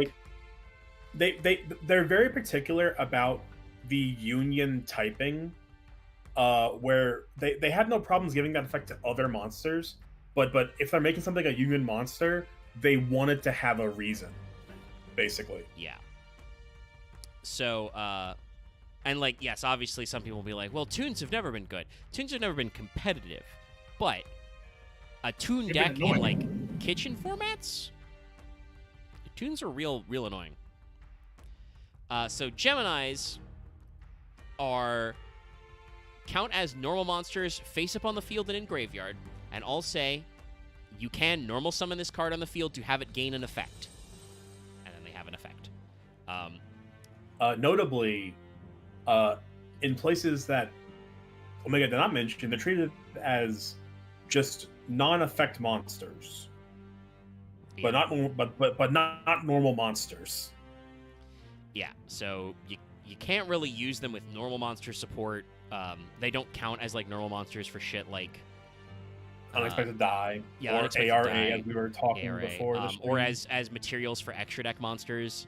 Like, obviously you can link spider them off because they're on the field, but like you can't use Geminis in hand to make First of the Dragons, who is a really annoying guy. But they do be existing. Sorry, is that thunder in somebody's background? Yeah, is that thunder? What the fuck is Oh that? no! I didn't realize I was picking up. I don't know what someone's doing. I think they're doing construction work outside, Oh, okay. Okay, Oh, actually, boy. weird question. moving something. I don't know. But, what's the materials for First of the Dragons? Two normal Just monsters. two normal monsters. Oh, then couldn't you do a summon that uses only from hand? No, No, they're not not normal in monsters in hand. hand. They're right, only on field. Yeah, field. that's what I'm saying. You can't Well, use yeah, them in hand if material, they're which on means you have fi- to summon two of them, which is not great. If they're on field, you can, but you would have it would have taken you resources to get them both on the board when they don't have any like special summon effects built into them. Because they don't have effects. Yeah, these guys suck ass. Is the problem? The problem with Gemini is that it's bad. Just blunt. And Like and Konami has not really tried to make them not bad. Like, there have been periods where Gemini has actually formed kind of a little bit of a resource like effect or loop. There are good Gemini cards, but no Gemini archetype that is Yeah. anywhere near competitive. And I think there's like just the one Gemini archetype of the Chemicritters. Yes. Sorry, Red Eyes. I mean, Red Eyes has Gemini cards, but they're even today, Konami is backing off of that. Like, they haven't tried to make better cards to make Gemini Red Eyes better. Instead, they have just given Red Eyes another thing to do. Now you can combo with Metal Morph. It gives you a negate, so it's probably good. But yeah, so Gemini, like, obviously there have been, like we said, decks that have used good Gemini cards. Gigavise, one half of which you're seeing right now, was a pretty strong contender back in the day. That involves using the Gemini monster Gigaplant, which has the ability to summon plants and insects. And this card, which you're seeing pictured, Supervise. Why is it called Supervise? I don't know. Sorry, so I do need to speak up quickly to explain what's going on. Yeah, so I was gonna say. I walked outside. A few houses down the road, has been raised up off of its foundation. So it's like 2 to 3 stories high, and people are chucking 2x4s from there into like a giant bin on ground floor. Huh? What? Yeah. You take a picture? I mean, you Sure. could. Hey Omega, Mhm. real quick, while Loth gets that photo, the trivia page has an explanation for why Supervise is called what it is. Yeah, I'm looking at it. I don't like it. I don't like this explanation. So in Japanese, it's just supervise, like, but in Romanji, but the pun is apparently on the Japanese pronunciation for superb, or so like superbe. Yeah. But the B becomes a V, combined with the French word. I had to assume it's vite. It's vite. Yes, I think. It's vite, which is quickly. That doesn't make any sense with what this card does. Super quick. Which means, Yeah. in this case, means it's Gemini is extra effect forms is its stronger form, which I get the logic, but it's not good. Sure, but like, Yeah, it's a really weak pun that like They could just call it promotion. They could just call it promote. Honestly, that would be better. Yeah, but so Supervise is an equip spell card that says equip only to a Gemini monster. It becomes an effect monster and gains its effects. If this face-up card is sent from the field to the graveyard, target a normal monster in your graveyard, special summon it, aka a Gemini monster. Honestly, this like we said, this came out in the Warrior Strike structure deck. The only reason why it hasn't been reprinted a lot is because Geminis are bad. This is probably, for 2009, the best Gemini support Konami could have come up with. yeah, Of just normal summon a guy, equip the equip spell to him. He's now an effect monster. No need to normal summon again. If your opponent gets rid of your monster, you summon back a guy. That's any normal monster, by the way. So whether that's your vanilla Blue Eyes or one of the very large Gemini monsters that exist, like the guy on this card art, Phoenix Gearfried, who we will talk about shortly, those guys are pretty big. So even if they don't have their effects, that means you've got another big body your opponent has to get rid of. Also, it means they're on board for something like a card like Gemini Spark, which was, again, one of the few Gemini cards that has actually been good before. yeah. I mean, like, I would say Supervise is one of those cards that just allows for good Gemini cards to be playable. Yeah. This card's crazy. Yeah. And was reprinted in the Toon Chaos set, meaning I think it got reprinted in Structure Deck R, because, like, yeah, of course, if you're going to play Gemini, you're going to do that now. Yeah, if you're playing Gemini, you're getting this card. Speaking of which, there are a couple of Gemini monsters that were in the Structure Deck, even though it was called Warrior Strike, that are not warriors, but are still very important Geminis. This is one of them, Blazewing Butterfly. This is fire, but not a warrior. I mean, I don't mind there being just generic Gemini support. Yeah. I say in like 15 quotation marks. Yes. But this- Blazing Butterfly is one of the good Geminis. Yeah. It is a Gemini that supports other Geminis. This is a level 4 fire insect, Yeah. 15/15. Its effect monster effect is you contribute this card, target a Gemini in your graveyard except Blazing Butterfly, special summon it. If you do, it's an effect monster and gains its effect. Oh fuck! I didn't realize it was that one. Yeah, that's crazy. Yeah, That's no, good. Blazewing is sack itself, summon a guy out of graveyard, it gets its effect. Another one that's just like, obviously that means you have to normal summon it, but, you know, again, you could like, if you've got guys in graveyard, right, normal summon Blazewing Butterfly, supervise him, tribute him, summon another guy who's now an effect monster, and then use supervise to just bring back Blazewing Butterfly for a follow-up turn. Yeah, like, is it like a 2-for-1? Yeah. It does eventually go back to plussing you neutrally, so I think it's fine. Yeah.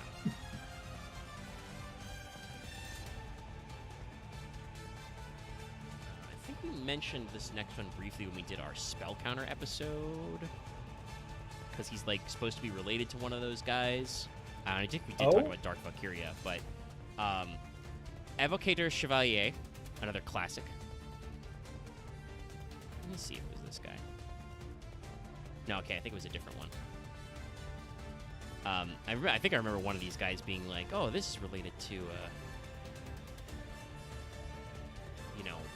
the whatchamacallit. Dark Valkyria is a Gemini monster we're not going to look at because she has a spell counter effect as her Gemini effect. Fair enough. But yeah, I've always liked this design a lot. Yeah, the Evocator is a good guy. He's a fairly generic Yu-Gi-Oh warrior, but they've given him some extra fire.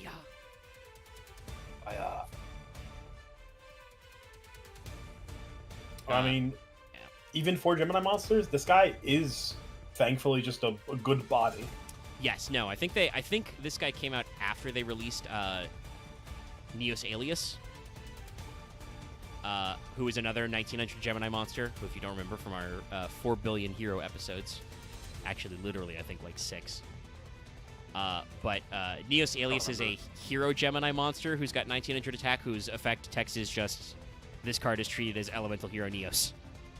Yeah, Neos Alias was Tech Evolution 07, and the structure deck was 09. So, yeah. So like I said, Konami knew that Alias was another card that was actually used in Hero Brews, because he was just a 1900 normal summon who could occasionally become elemental hero Neos.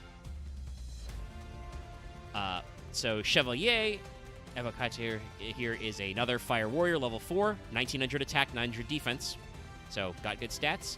And its effect is send a face of equipped card you control to the graveyard, target a monster your opponent controls, destroy it. Another 1-for-1 pop. But what if that 1-for-1 pop is Supervise? So you equip Supervise, You immediately pop Supervise. Yeah, immediately sack Supervise, Supervise. then Supervise, pop a card, Supervise, Reborn. guy. That's not bad. And I mean, honestly, like, I don't remember if Chemicritter has a rank 4 Xyz. They've got a couple of Xyz. But like, you've got the room for some like Gemini extra deck support plays there. You know, like if you summon back a 4 with Supervise off Evocator, you only can, the rank. There's only the rank 8 Chemicritter. Yeah, it's a little bit of a missed opportunity there. Like if you could make a rank 4 who's like, detach 1, search a Gemini. That, I don't think that would actually do anything to the game, seriously. Like, just giving Geminis a tighter resource loop. Though, obviously, again, this does mean that both those guys are no longer effect monsters, so certain link monsters work. So, like, there's room to improve this advantage engine in modern times. But yeah, Evocator is a classic of this setup. Our next guy is not actually either a Gemini monster or a warrior, but was printed in the structure deck and is clearly Gemini support. Also, I saw this guy and I have to show him to you. This card's name is Featherizer. Okay. You've never heard of this man because he's terrible, but I have seen this card before. Like the dumb name of a Kamen Rider weapon. This Featherizer. man, this is the longest man. This guy feels like he does fucking. What's the name of the guy that knows the darkness version, the darkness style, and like G Gundam? I don't know. remember. The guy that does the fucking spin thing. What does it look like? This guy is a few pinky pointing up steps away from looking like he's at a rock concert. I mean, I feel like with the ears, I want to say this guy is like a reject from a devil man. Because he's got like the sharp face for it, but he's just so weird. And like Vesper said, he's so long. Like, that's like his ankles at the very bottom of the box. He's incredibly lanky. He just has the generic Yu-Gi-Oh! Magician hat. He's got Of course, how would you be rolling- able to tell that this card is a spellcaster? He's just got like the puke green and like deep green color Looks like a vibe guy. of robes, and just for no reason he's just got like vaguely spinning like scarves around his neck. I'm not sorry, but this guy feels like a guy to be like, I curse you with erectile dysfunction or fire. I mean, no, you're not wrong. If I put an Impact font text on this guy, he feels like a Fireball. meme format. Yeah, just like, you know, He feels like he just feels like the anime version of the Fireball guy. I cast testicular torsion. That's why my neck spins. I cast butthole mend. or I cast destroy, or this is the illegal warlock at the wizard convention. I cast destroy wizard. Yeah, How, no. how many heads tall is this man who's like... How... I don't know. So this guy is a I level know. 2 wind spellcaster. 700 attack, 1100 defense. Why does this card exist? For this simple reason. When this card is destroyed by battle and sent to the graveyard, you can send a Gemini monster from your deck to the graveyard and draw 1 card. So he's technically a +1. It should have just been. This should have just been an on summon effect. But I guess if they ever retrained this guy, they'd be an on summon effect or when pitched to grave. Just pitch another one. It's like I don't think that'd be too But broken. like, damn. I mean, like, it's a great effect. Sending Geminis to graveyard where they count as normal monsters is good, and you get to draw 1. But like, are you gonna make room in your deck for Featherizer?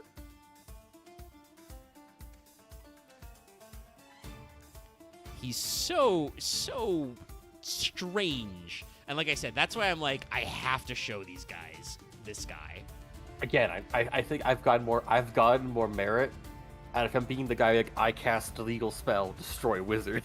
Yeah, no, you're absolutely right. Like, this guy, I could put some impact font text on him, and he's a meme.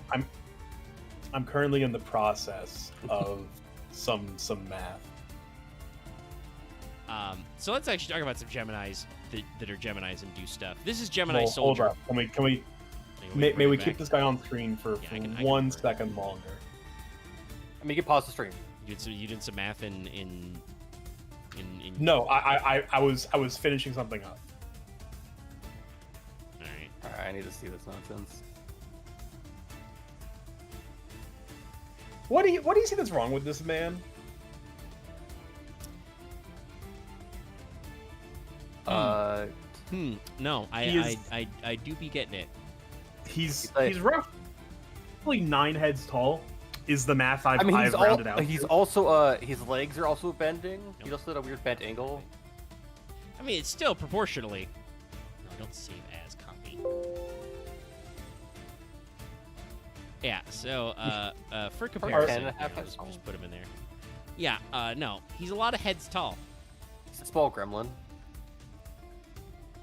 No, heads tall is a suggestion of like the proportional height. He's gigantic.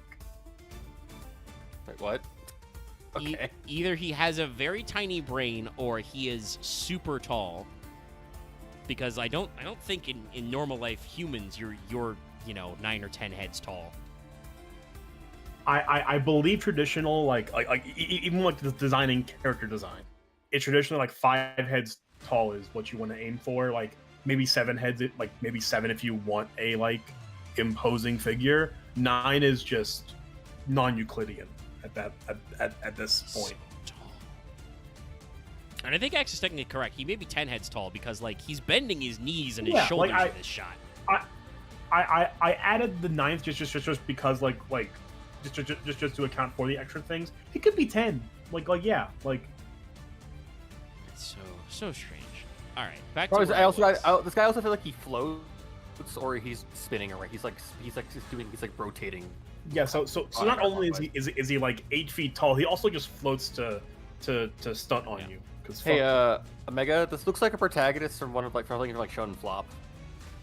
he Yeah, really probably. does. This is Gemini Soldier, aka Dual Soldier. He looks nice. Yeah, no. Yeah, it's got, like again, Pretty good. it looks like the cover art on a shonen manga, which means it at least went through some editorial mandate. Yeah, this He's this got guy some, like- looks like a guy. He's got some light Sentai vibes just from the color Yeah. from the color coordinated outfit. But I dig him. He's got like a weird gimmick because he's got like the little propeller dart thing, and you're like, well, what's that? I don't know what it is, but it's something unique. He's wind. He uses his wind powers to steer the dart. And he has kind of an after image because he is indeed the Dual Soldier. So this is another level 2 wind monster, but it's a wind warrior with 500 attack. Yeah, and I don't think defense. I don't think we said this. Gemini in OCG was dual monster, right?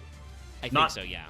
Not dual, Dual. Dual. I know. Which is probably I was- why they decided to make it Gemini, because it would be the homonym confusion. Yeah, because Duaru and Dueru are fairly different words in Japan, but over here, because of accents, dual and dual sound like the same word. Yeah. Almost like dull. So Gemini Soldier Dually. is first of all, its effect is once per turn of this card we destroy a battle. It isn't. If this card battles after damage calc, special summon a level 4 or lower Gemini from your deck, except Soldier. That's pretty good. Yeah. The unfortunate factor is this is another card that, like, you have to be summoning this off Blazewing or equipping him with Supervise, because his stats are so terrible that he will not survive the 2-turn normal summon trick. Nope.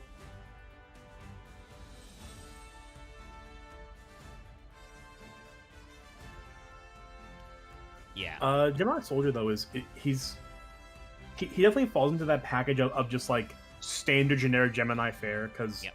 I do think Warrior as a whole is the most supported typing for Geminis, right? I think Yes. there's like 5 or 6, aren't there? Yeah, because of Phoenix Gearfried and some later cards, Warrior, I think, was the only type that actually they decently tried to put multiple Geminis in. Like, there are like 1 or 2 of many other common types, but Warrior was where I think they really decided to put, like, the engine. Yeah. Here's another guy who's cut from the same cloth as Featherizer, though he actually makes much more sense.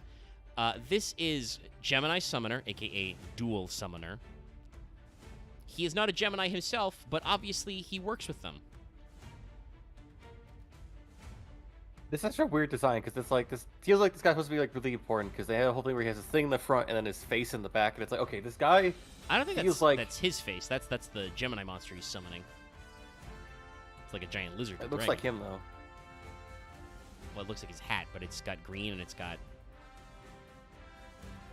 It's actually Chthonian Emperor Dragon, who is also a Gemini. Oh, okay. His name in the OCG is Hellkaiser Dragon.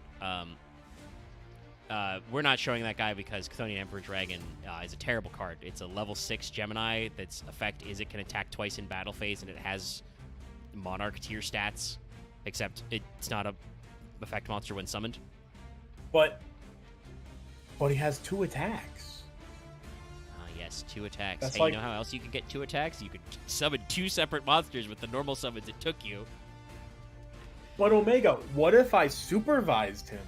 Okay, what if you supervised him? Okay. See, we had just come across the problem with Geminis, where I think them making supervise right out the gate killed the typing. I mean, yeah, like I said, basically, like with the previous card we showed, Gemini Warrior, that guy needs Supervise or some other one of those effects online, because otherwise he is a 500 attack, 300 defense normal monster. That's not going to cut it unless you have some kind of support for that. Yeah, to be fair, they have attempted to make other generic cards, like Catalyst Field's another great generic Gemini shit, right? I mean, And it's a technically field spell it's that- for Chem Critter, obviously, because it shows them on it. But yeah, it's just a field spell that says you can normal summon. I think it gives you 2 normal summons and says you can normal summon level 5 or higher Geminis without tributing like once per turn. Like it's crazy good. Yeah, it's an insane card, and even with both of those cards, Geminis just aren't good. Yes, to briefly the- read Catalyst Field, which was an ultra rare Yeah. Invasion Vengeance, by the way. Each turn, 1 level 5 or higher Gemini monster you normal summon can be summoned without tributing. During your main phase, you can normal summon 1 Gemini monster in addition to your normal summon set. You can only gain this effect once per turn. Soft once per turn, target 1 monster your opponent controls. Banish a Gemini you control that it is treated as an effect monster until your opponent's end phase, if you do destroy that card. Now, you may be thinking, boy, I sure wish I had a terraforming for that card. They made a terraforming for this card. They made a spell card. I think it's like Diamond Fiber or something strange It's Chemic Critter related. Yeah, there's a But, Chemic Critter related card that searches it. It has two effects where one is Chemic Critter support, the other is add Catalyst Field. It's terrifying for Catalyst Field. It's just get that field spell. You need it. You need to play it. Yeah. You need to have it. Hell, I Get it.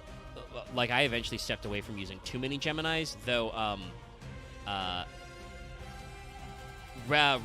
Archfiend of Lightning, Red Eyes Archfiend of Lightning has a really funny effect if you can actually get him off, because he's a board clearer. And what is the Gemini Red Eyes again? Blazing Dragon? I don't remember exactly what his subtitle is, but that one's also another card that just if you actually, because guess what? Special summoning Red Eyes that are normal monsters from the graveyard, super easy. That's the one that says at the end of the battle phase, if this card battled, dome your opponent for 24. You can win games that way, but like a lot of the other integration is pretty sketchy. Like since they printed the Red Eyes Meteor Dragon, you don't need the Meteor Dragon retrain that was a Gemini for some ungodly reason. Yeah, this has kind of become a Gemini episode and not Warrior.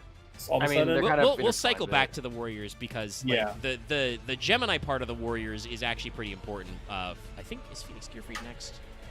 Yeah, Phoenix Gearfried is next. I would say the long and short of the Gemini problem, like as a whole, is that because the normal summon is so powerful a single resource, they're going to have to make just the most cracked series of cards for Geminis to make all of the maintenance and extra cards playing to support it and force it to work worth playing, as opposed to just other good cards that do more. And I think you can tell that Konami doesn't have their heart in it, chat, because I do believe there is not a broken Link 2 for Gemini monsters.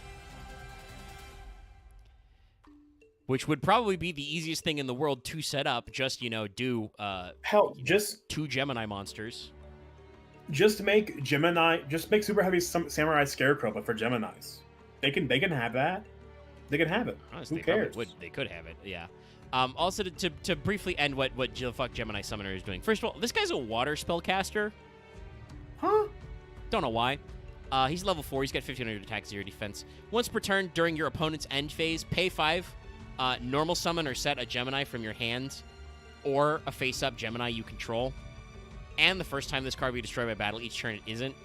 So it's a very funny, cute little, like, guy that's an attack blocker. He's like a gyroid, Pay 5 to get an extra normal in your opponent's end phase. Not great, but funny.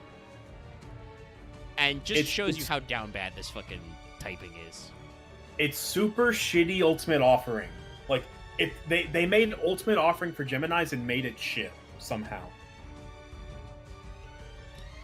But let's actually talk about a card that is, first of all, it's the cover card from the structure deck, and is actually kind of a big deal. This is the Phoenix Gearfried.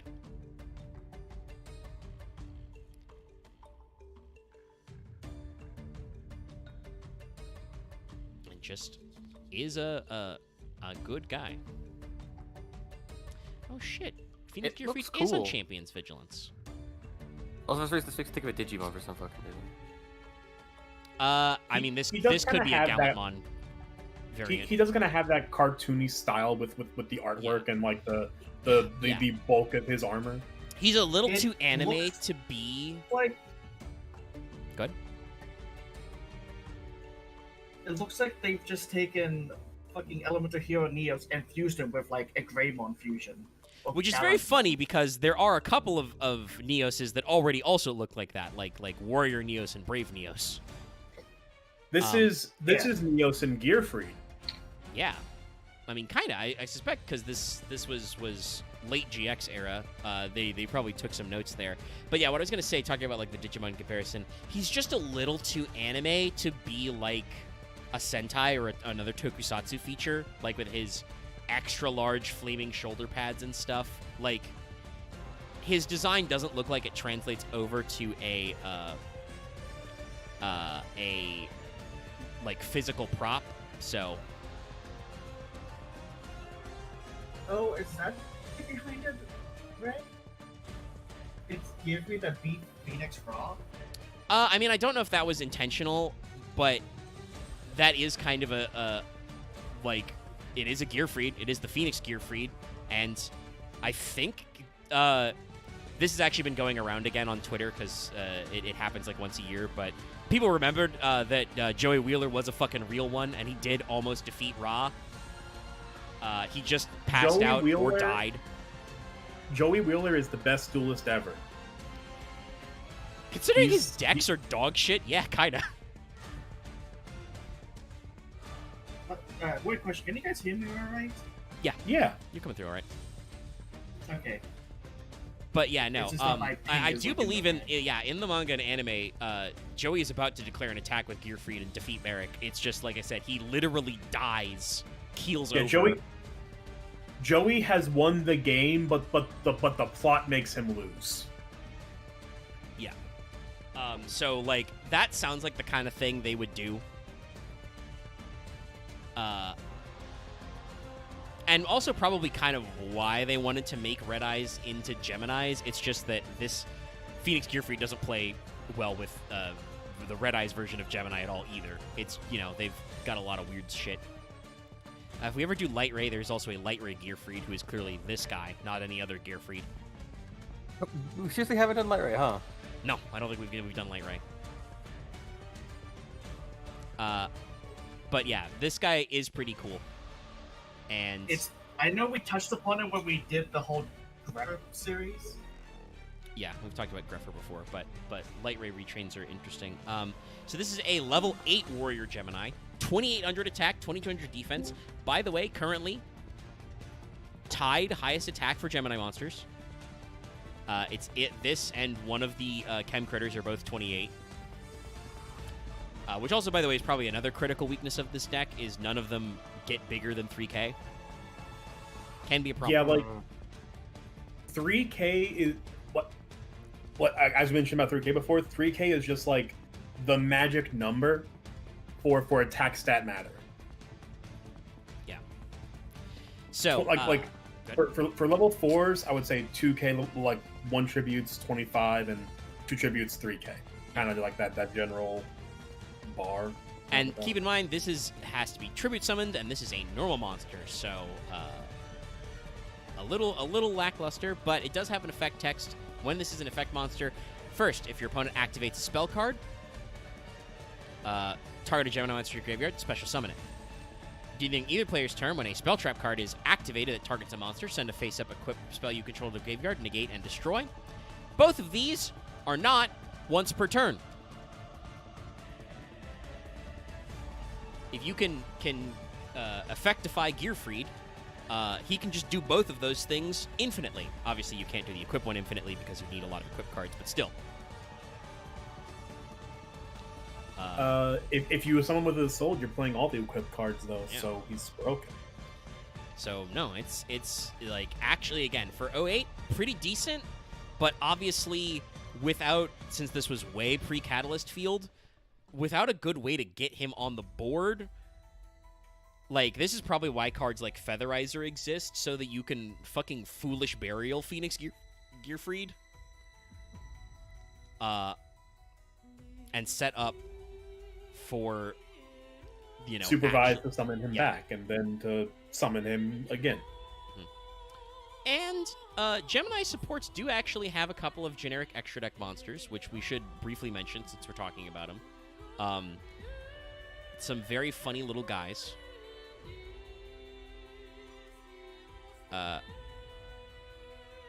Sorry, lots Discord connection seems to be tanking. Hopefully it'll be back. We could hear him okay earlier, but he was having problems. But first of all, there's this freak show, Super Alloy Beast Raptinus, who in the OCG specifically Super Alloy Magical Beast Raptinus. There's probably some I vibes there. forgot about this little shit. Yeah, this is just a weird little guy they made. They did make an equip spell based on him as well. He's a chimera in like the most direct way of just things grafted, like different things grafted onto something. Yeah. But this little freak is, I think, one of the first like really generic fusion monsters ever, because this was 07 in Gladiator's Assault. Its materials, which by the way are listed this way still because he's never been reprinted. He's pre-PCST. His materials are listed as 1 Gemini monster plus 1 Gemini monster. Not even 2 Gemini monsters. Just they had to list them as 1 plus 1. That's really funny. He is also a level 8 light dragon with 2222.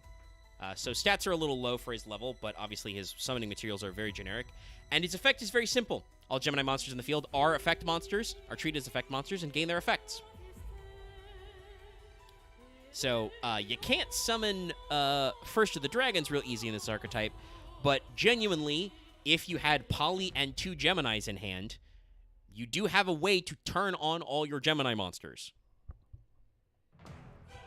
So, not terrible. Nowadays, though, obviously you're dealing with, like, you know, like extra deck space and stuff. But, like, again, for 07, good card.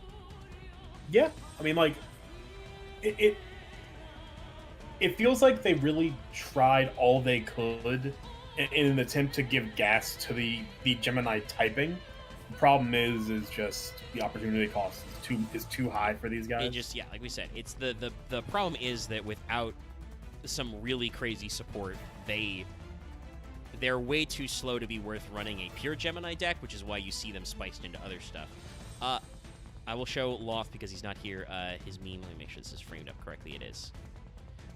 So Loth has indeed thrown some impact text on Featherizer. Foolish knave of a mage. I cast Destroy Wizard. Still funny to me every time. He's looking at it, it's funny. Yes. But also, believe it or not, Gemini's got a synchro monster as well. Yeah. Who clearly looks like he was designed to look like he was one of the parts of Super Alloy Beast Raptinus. It's Black Brute Draco.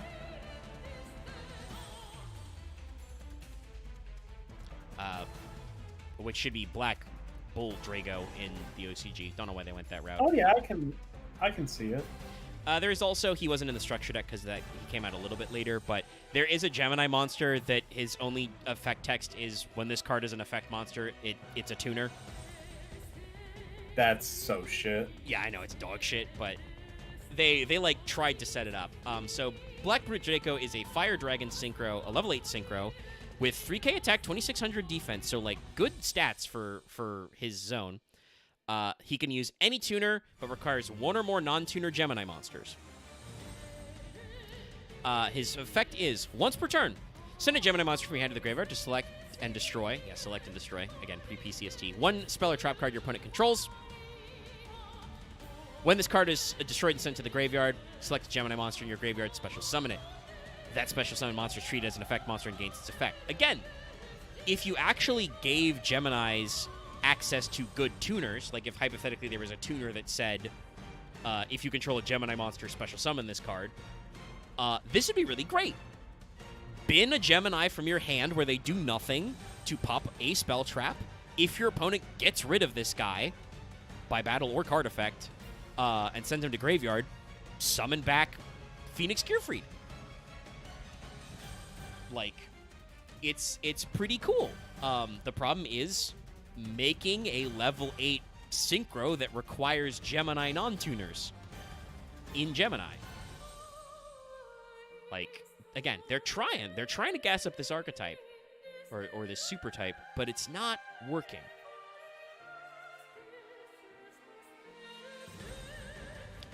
Oh, that's right. I forgot this card is. So, really briefly, I want to touch on another equipped card that's important to this. So I've tracked down what the Yu-Gi-Oh! Wiki calls this super typing. Yeah? It's ability, apparently. Yes, I think I mentioned that earlier briefly. Weird. But I probably didn't say it with capital letters. Yeah, I think that's actually what Konami refers to it in, like, official documents. The Noryoku in Japanese, which is just like same effect, but just different connotation to the word. But yeah, this is Divine Sword Phoenix Blade. This was obviously meant to tie into old school like Gearfried and Phoenix Gearfried and stuff. Because it says equip only to a warrior monster against a ranged attack during your main phase of this card in your graveyard. Banish 2 warriors. Add this card to your hand. This card is responsible for lots of really annoying loops in warrior decks. Obviously, this is a big target for good old Isold Descend. But funnily enough, let me actually check. Did they actually ever... No, the OCG still has Isold at 3. Yeah, so Master Duel and the OCG have banned this card. The TCG went, you know what the problem is? It's Isold. Was Isold the problem? Yeah, Isold was the problem. Crazy. I know, weird. But yeah, so this card is banned in the OCG and Master Duel, so you can keep playing Isold. Because it is technically not an infinite recursion, but it means that you can, hypothetically, you can send any number of these cards in your deck to the graveyard for Isold summons, and then get this card back, which you can then discard, shuffle back into your deck so you can Isold more, shit like that. Like, it is one of several equip cards that recur, and obviously it is a Phoenix Blade, so I think this is one of the sources, the ideas they got for Phoenix Gearfried, and it's a good card to play with Phoenix Gearfried because it is a equip spell card that can return to your hand, so you can because it's reset his removal. It's an aspect of Isold that I don't think enough people realize, that the send any number is a once per turn effect and not on summon. The on summon is Rhoda. Yeah, the on summons add a warrior. Yeah, the on summon is Rhoda, and then once a turn, just send equip spells to summon a monster from deck. Yeah, which obviously the main reason why people probably don't think that that's not on summon is because most sane decks are not running enough equip spells for that to matter. You run like the minimum names you need to do your Isold engine. But if you're a maniac who's playing a warrior equip focused deck, you can just keep doing it if you keep Isold on the field. Just put your equips back. Oh god, I'm just never mind.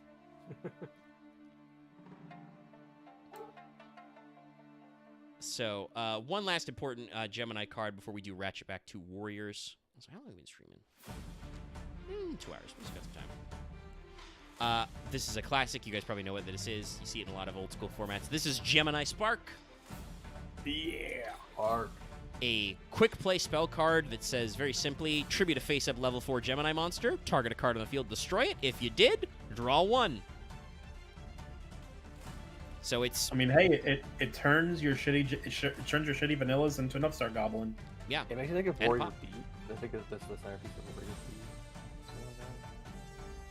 Beat. Yeah. This Gemini Spark specifically was wombo comboed in hero variants for Alias, because Alias is a 1900 attack level 4 Gemini. And just, you have a quick play spot removal, it draws 1. It turns, if you're destroying anyway, it turns it into a net neutral card advantage because you spend 2 cards, but you pop 1 and you draw 1, so it kind of replenishes itself. The card on that, by the way, is Goggle Golem, which is a rock Gemini who is level 4. But he sucks. His effect is just his original attack becomes 2100.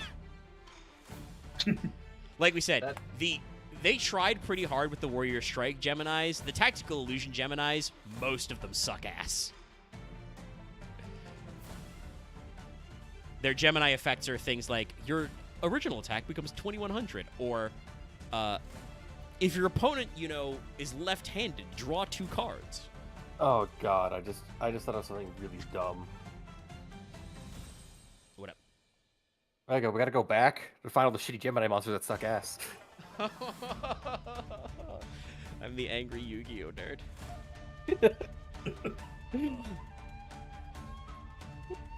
No. Okay, let's go implode. Let's go implode because that's a very sad rabbit hole. It's a very bad run. But throughout the field of the Ixie and even Synchro era, they did try to bring these guys back. So let's explore them actually trying to turn this into a like a strategy. This is Knight of the Red Lotus. You might actually have heard of him. He's from Stardust Overdrive. Killer artwork.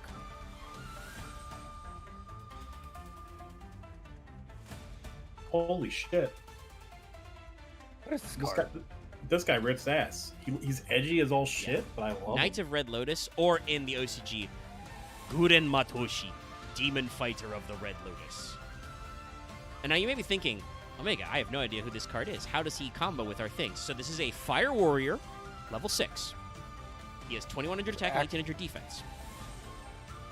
If you have exactly 3 normal monsters in your graveyard, special summon this card from your hand by removing from play 2 normal monsters in your graveyard. I was about to say he's Gemini dad, but he got shitty. Once per turn, select and special summon 1 level 4 or lower normal monster from your graveyard. So yeah, he's not as good as Dad, but obviously they're trying to give you a utility for Geminis because, yes, this does also work as normal monster support, obviously, but he's a Fire Warrior, and his effect is banish some normals, summon back some normals. That gets a retrain. Like, what the fuck? Yes, they did actually retrain him. They remember this guy exists, which is cool because I mean, his artwork is sick. I mean, there's also the pointer and so on. There's a couple of Red Lotus cards, yeah. Pointer obviously looks nothing like this guy, but yeah, They're very distant cousins. you know, like I said, they actually have tried to build some of this generic Fire Warrior stuff.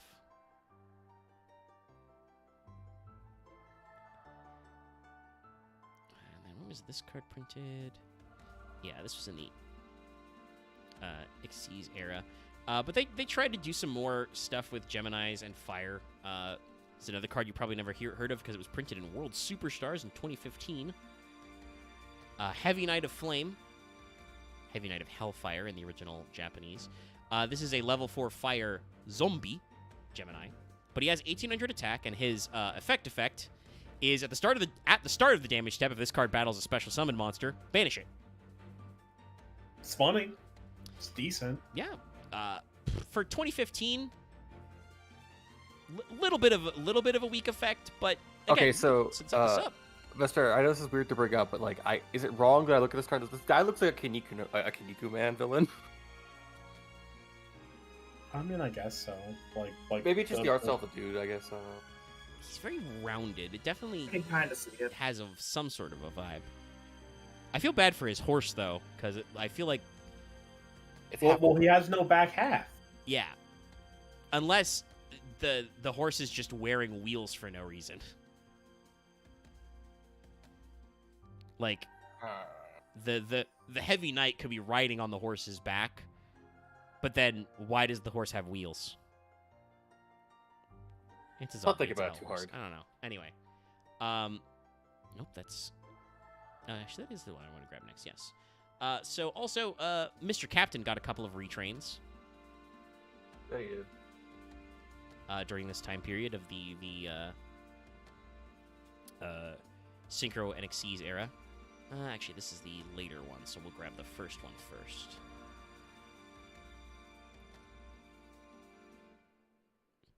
We're moving out of the alphabetical order to do a little bit of chronological. Actually, no, wow, sorry, that card's way later than I thought. So no, Marmite and Captain is first.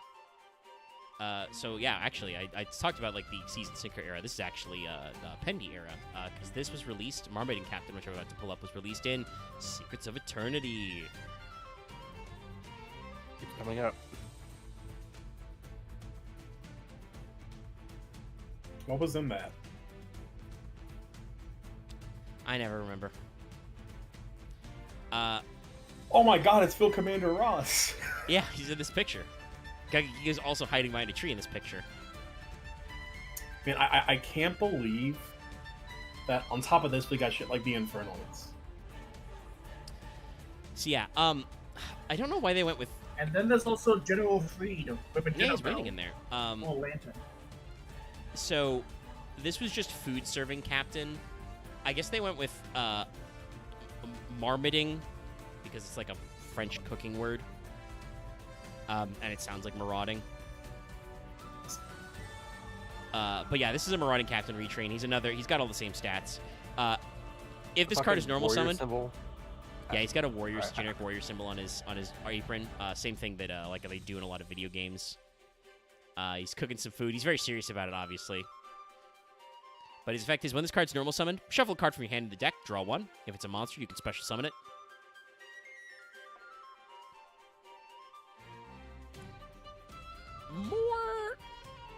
More generic-y.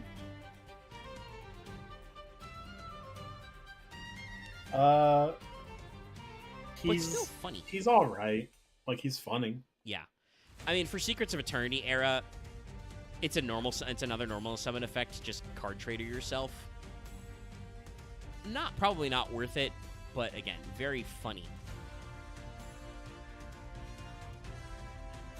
The next version of the captain is the motivating captain.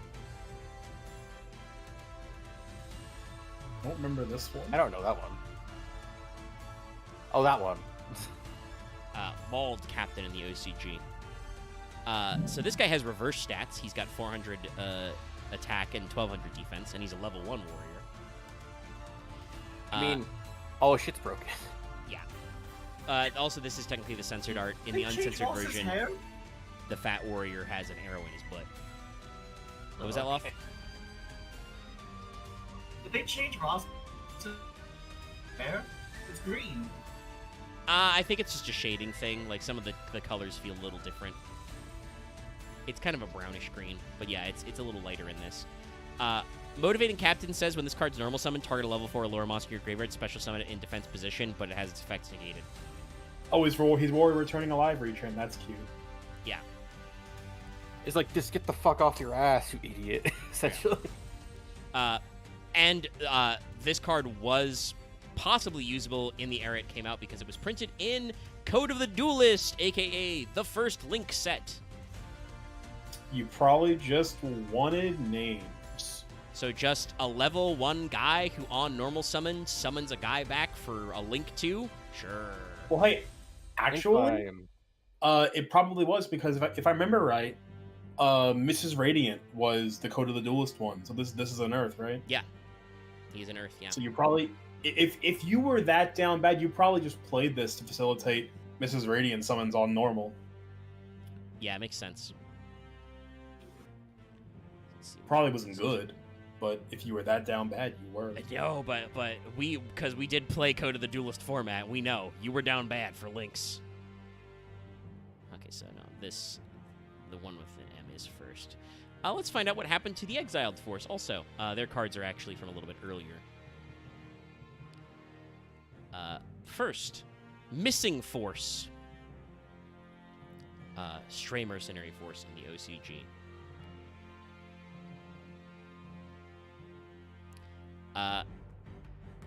So these guys are loaded up with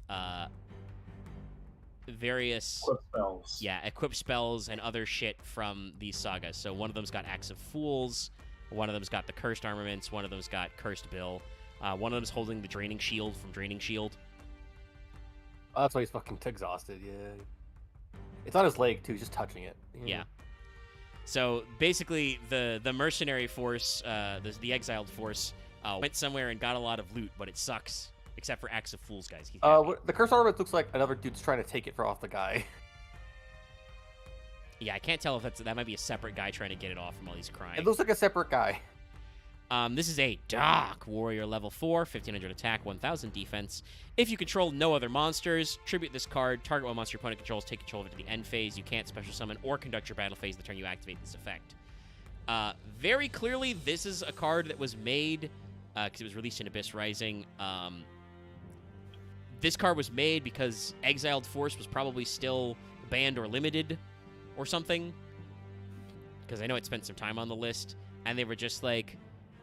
or maybe even Brain Control or Mind Control were on the list as well. They were like, hey, how can we redo those effects? Obviously, these days, god awful. Can't special or conduct your battle phase and have to control no other monsters. Bad, terrible, awful. Honestly, this card art makes me feel like the effect should have been tribute this card, grab an equip spell from your deck or grave. Yeah. No, actually, maybe this one did come first. Because it's the way it looks like. They're all fucked up by these different equip spells. So I feel like it should interact with equip spells.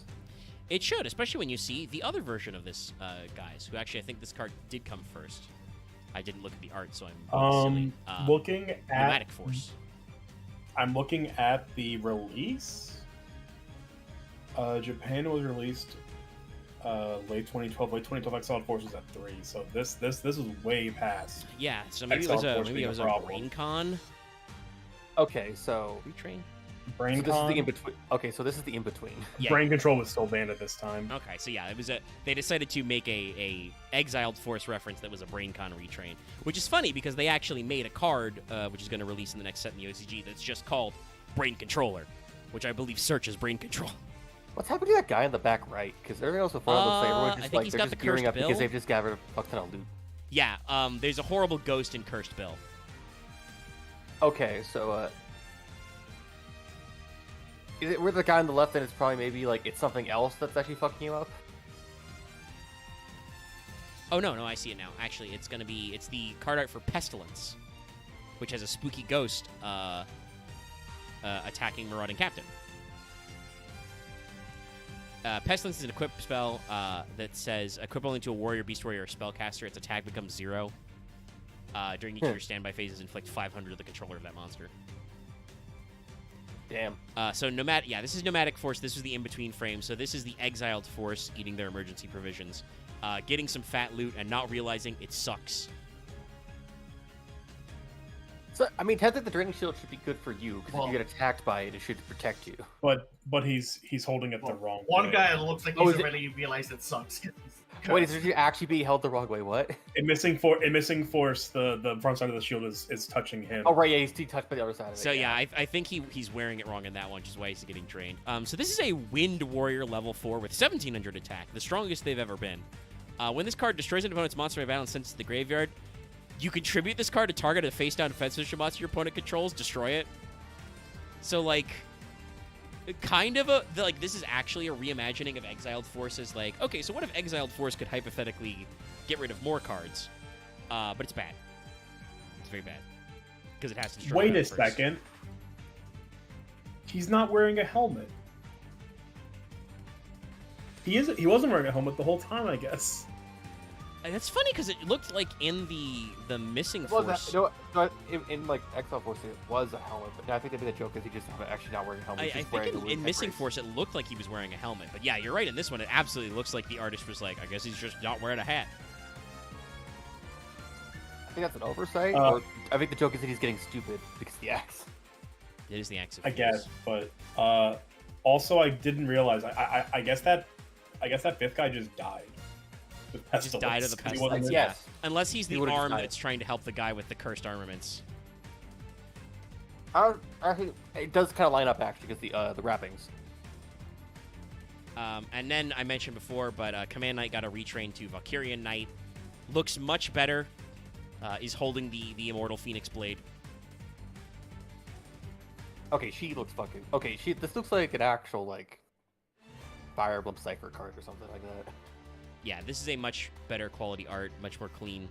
This was in Cosmo Blazer, so this is Xyz era. I like this idea of like all these retrains are just them already. I think it's silly they don't already have like the effects of the equip card with them, but like I think it's cool that it's like they're all just. We just gave them a gear, so they made them better by giving them better kind gear. of do. So Valkyrian Knight's another level 4 Fire Warrior. First of all, stats are flipped, so she's 1900 attack. So, decent. Monsters your opponent controls can't target warrior monsters for attack except Valkyrian Knight, so we've fixed the lock problem. But if this, or rather when, not an if, when, so be careful. When this card's destroyed or bounced into the graveyard, you can banish this card and one warrior monster from your graveyard, target a level 5 or higher warrior in your graveyard, special summon it. Again, a little slow for modern formats, but, like, still decent. Oh, does have to worry about missing the timing. I mean, I'd play in like super budget Infernoble, I guess. Like, I mean, and she's 1900, so it's one of those cards that like begs your opponent to remove it. That Wen will suck, but I feel like Wen should just that's annoying in these scenes. Wen is basically if it triggers, but then if like anything else fucks up it actually being able to trigger immediately, it just doesn't happen, right? Yes. If you chain block or you activate your effects in the wrong order, they do not proc. Because it has to happen when the thing happens. So let's talk about some of the modern cards that came out for out and around the retrain era. And this is one of the cards that proves that they were trying with some of these later. So this is Eka the Flame Buddy. This is a Pote card, by the way. We're jumping ahead a little of the Toon Chaos stuff, but E is the top of our list. Just looks like a fun kind of, generic anime or video game gimmick. This kid's got fire hair, has a fire bird, fire cat. The cat looks slightly alarmed that his eyebrows are on fire. That's fair. But this is a level 4 Fire Warrior. 1500 attack, 200 defense. If this card is normal to special summon, target a face-up monster card in either player's spell trap zone. Special summon it to your field. Target one of the face-up monsters you control. Equip that face-up monster to this card as a equip spell that gives it 500 attack. You only use each effect once per turn. So this is meant to be, I think, a weird bridge card that is both valid for Infernoble. It is a Fire Warrior level 4, but also works with like the loosey-goosey of like, because let me see. Pote was a peak tier format. How much further did they go before they released the first Diabelle? I think it was a couple sets, so like we're not quite to like the Snake Eyes stuff yet. Check when did Diabelle start come out?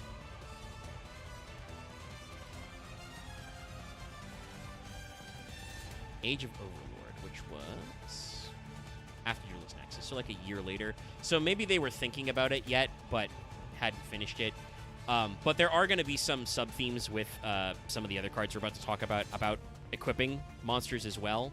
So this is clearly off-brand Infernoble support, which is also kind of off-brand Fire Warrior Phoenix Gearfried support. Funnily enough. Yeah. This is the definition of trickle-down economics in Yu-Gi-Oh! Yes. But also, it's one of those funny things where this is a fire with 200 defense, by the way. If I didn't make that clear in that. This is a Rekindler that has future-proofing built in because target a face-up monster in either player's spell trap zone is like a thing that's still technically relevant to this day. Damn. You know what? I'm gonna make this weird dumb joke. We're missing one giant goop fire monster, and we basically have Fire V from Devil May Cry 5. Right, we just need fucking Nightmare. Has a bird, has a cat. Also, we need Lava Golem. Also, they need a book. So this is the retrain of Anyway, that's enough for me. Chevalier. Evocator Evoke.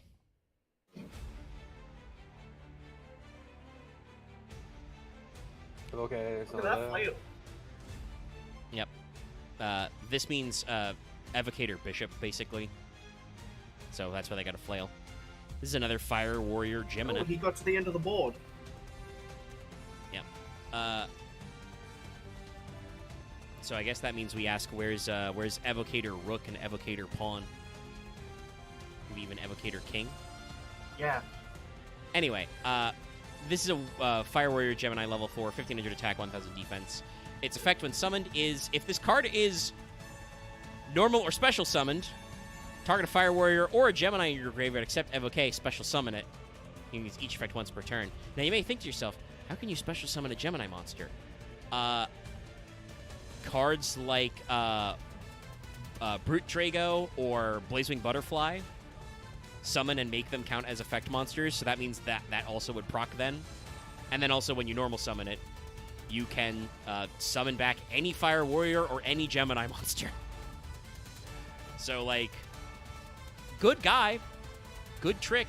Still a Gemini, that means you have to, like, supervise or summon off something, which means it had to be in your graveyard. Like, it's still got the problem of just economy of action. But we're entering the zone where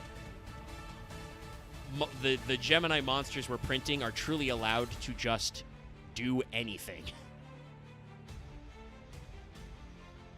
Like, just summon back any Fire Warrior.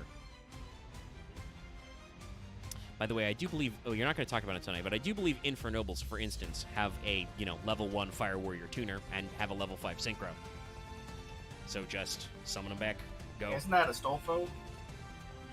Astolfo may be one of them. I think they have a couple, actually, of different tuners. Ronaldo's also one of them. So, like, they've got multiple angles. I think I've got some lag when it comes to Tolkien.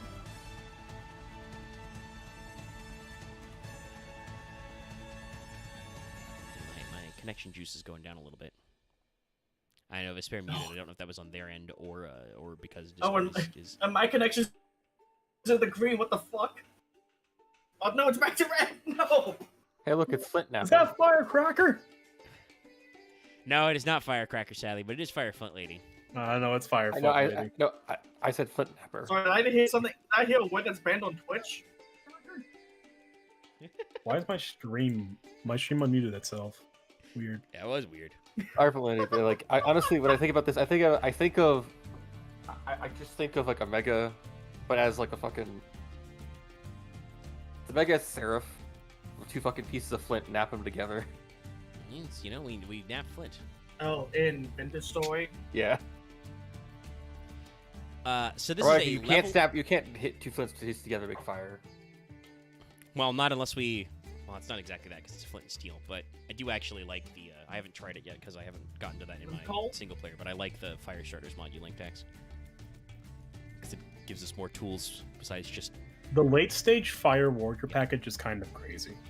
Yeah, I said this earlier while you were muted. We're approaching the level where the Gemini Fire Warrior bridge can just do anything because the previous card we looked at, Evocator Evoke, is a Gemini monster that says when it's normal or special summoned, special summon any Gemini monster or any Fire Warrior from your graveyard.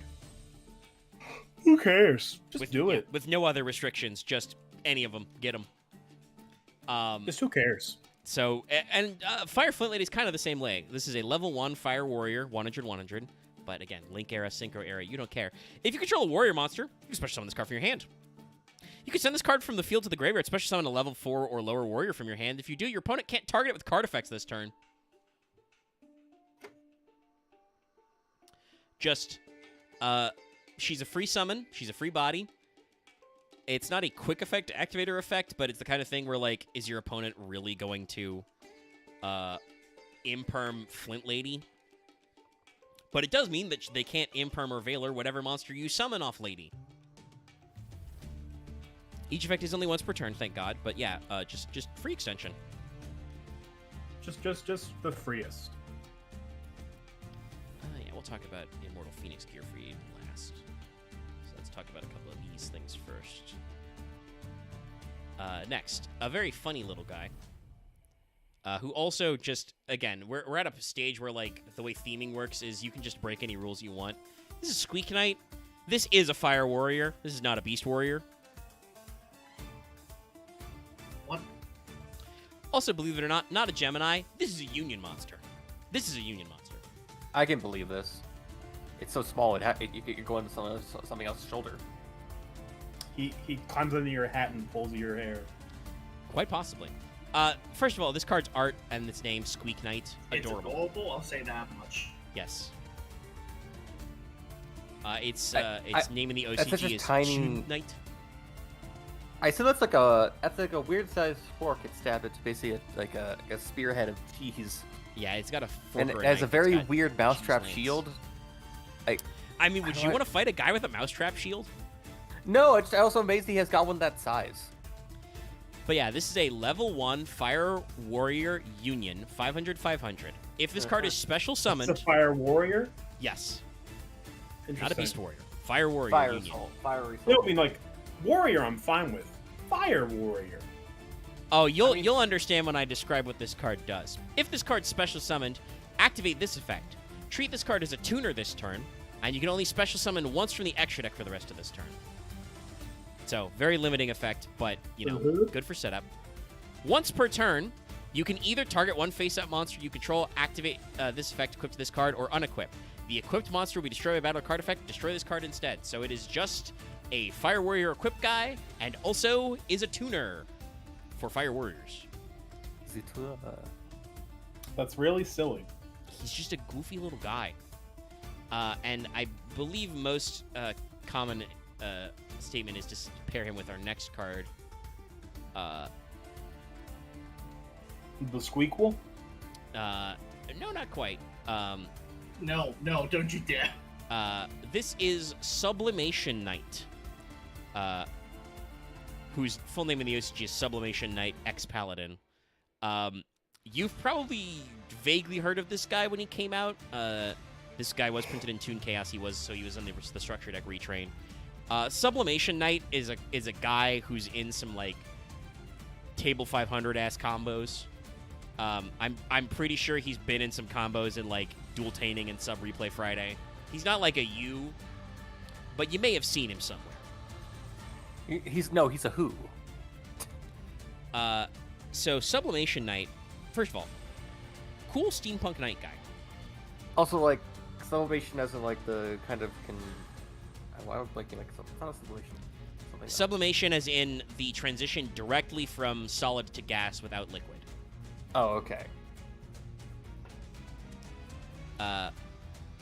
He's a level 3 Fire Warrior. 1300 attack, 200 defense. So again, rekindleable. You can see Konami's trying to get their ducks in a row. If this card is normal or special summoned, equip one Fire Warrior or one Gemini monster from your hand or deck to this card as an equip spell that gives this card 500 attack. If this card in its owner's control is destroyed by an opponent's card while equipped with a Gemini monsters, special summon as many of those Gemini monsters from your graveyard as possible as effect monsters that gain their effects. You can only use each effect of Sublimation Knight once per turn. Oh, this card's funny. Yeah, so once again, like I said, we're truly just in the do whatever the fuck you like era. If this card is normal or special, equip a Fire Warrior or a Gemini, any Gemini or Fire Warrior from your hand or deck. Why not?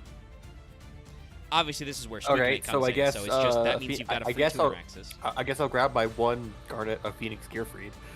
Actually, Yeah. it's not a Garnet anymore if this effect goes off. And then again, like I said, if this card's destroyed by an opponent's card while it's equipped with a Gemini monster, you just summon all those Gemini monsters back with their effects. So like, yeah, just do whatever we want. That's silly. And still not enough to make this deck, like I said, stand out on its own. But by God, we're trying. And so we also. I look like I could see Sublimation Knight as like your ace card if you're playing a fucking Gemini Warrior deck. I mean, basically. But he also turbos a lot of other stuff. And then our next guy, Immortal Phoenix Gearfried. Which also, this is definitely a reference to Raw because its name in the OCG is God Phoenix Gearfried. I mean, it's also got the background. It also has a reference to like Raw Eternal Phoenix. The background. Yeah, it kind of looks like Raw's Phoenix Flames. Yeah. He's gotten even more turbo. Hold on. We make the joke. We make the joke about Digimon. Is one of his arms or hands literally just a head cannon? No, it's a shield. But it might also be a gun. Oh, damn it. Yeah, so God Phoenix Gearfried here is a level 9 Fire Warrior with 3k attack, 22 defense. He's found the 3k. This is no longer a Gemini. This is just a Fire Warrior. We've stopped the Gemini. We're just gonna make this good for equip spells. You can banish an equip. Yes, he's evolved beyond Gemini-ness. You can banish one equip spell from your field or graveyard. Special summon this card from your hand. At the start of the damage step, if this card attacks, equip one face-up monster on the field to this card, max 1, as an equip spell that gives this card 500 attack. He's a really jank relinquished. When a monster effect is activated, quick effect, send one face-up equip card you control to the graveyard, negate and destroy. You can only use each effect once per turn. So yes, this guy is effectively a free special summon, especially, again, because the era this came out. I sold send 1 through 8, or 1 through 4, I should say. I sold send 8 was always the funniest way to drop this guy on the board because it meant you were playing dog shit cards. But even I sold send 1 or I sold send 4, banish one of those, summon this guy. Again, this guy is a really jank relinquished with a 500 attack modulate. Again, talking about attack modulation, that means he's 35, which is not insignificant. And then he's a negate. He's a monster negate as well, if you're just playing equip spells. And again, remember, if you're playing that Isold engine, you might be playing the Phoenix Blade, which returns itself to your hand. You can also play other returning equip spells to go with this guy, if they're sent to graveyard. Yes, what I always wanted. This guy, Moon Mirror Shield. I mean, you probably wouldn't do that with this guy because that nerfs your attack damage, but it is a returning card, and that does mean you get more negates. This, I think, is unfortunately a byproduct of definitely where a lot of Konami's game design was in the like late 2010s, early 2020s era, where it was like, well, you gotta have a negate.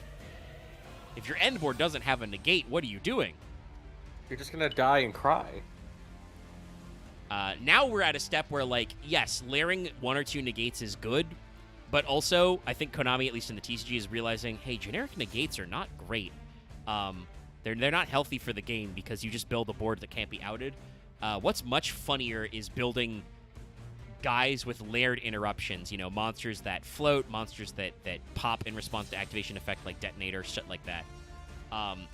He's a much better card, still a really cool card, but definitely, I feel like, lost some of his flavor to kind of be a generic equip spell guy, but definitely got the core of something interesting here.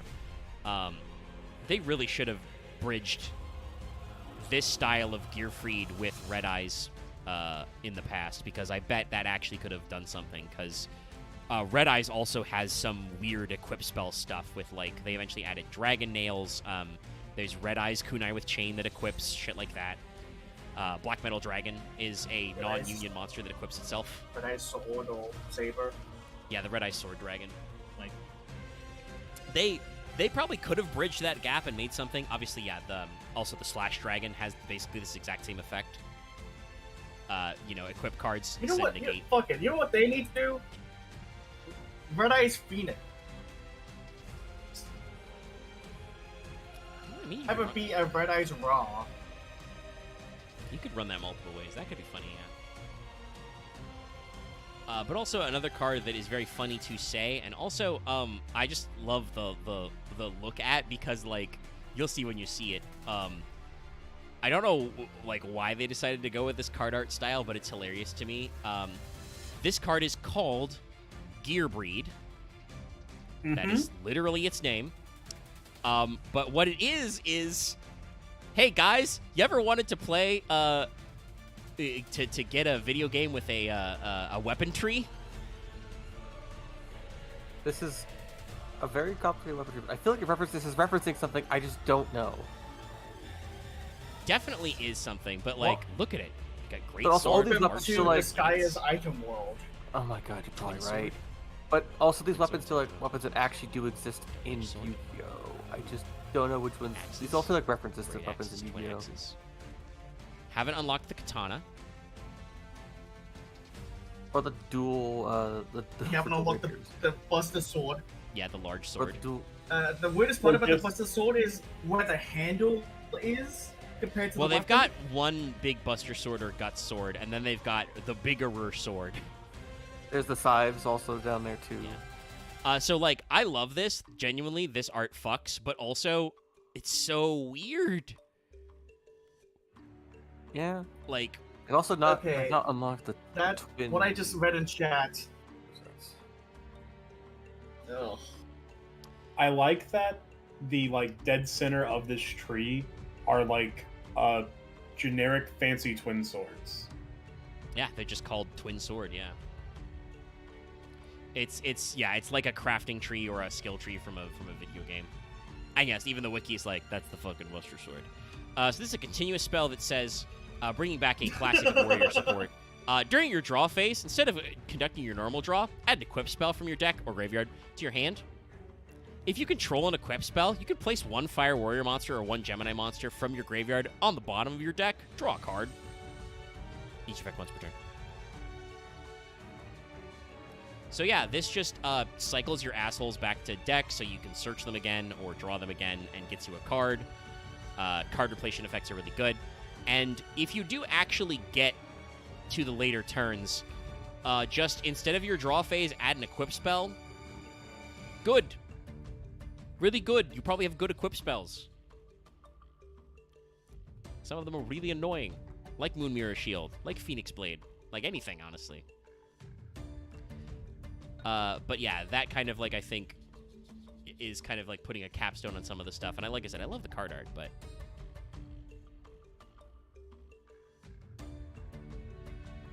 Oh, and also, actually, it's funny.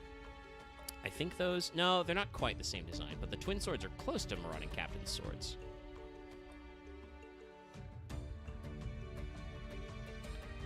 Which I can show you because it's time to talk about reinforcement of the Army's troops.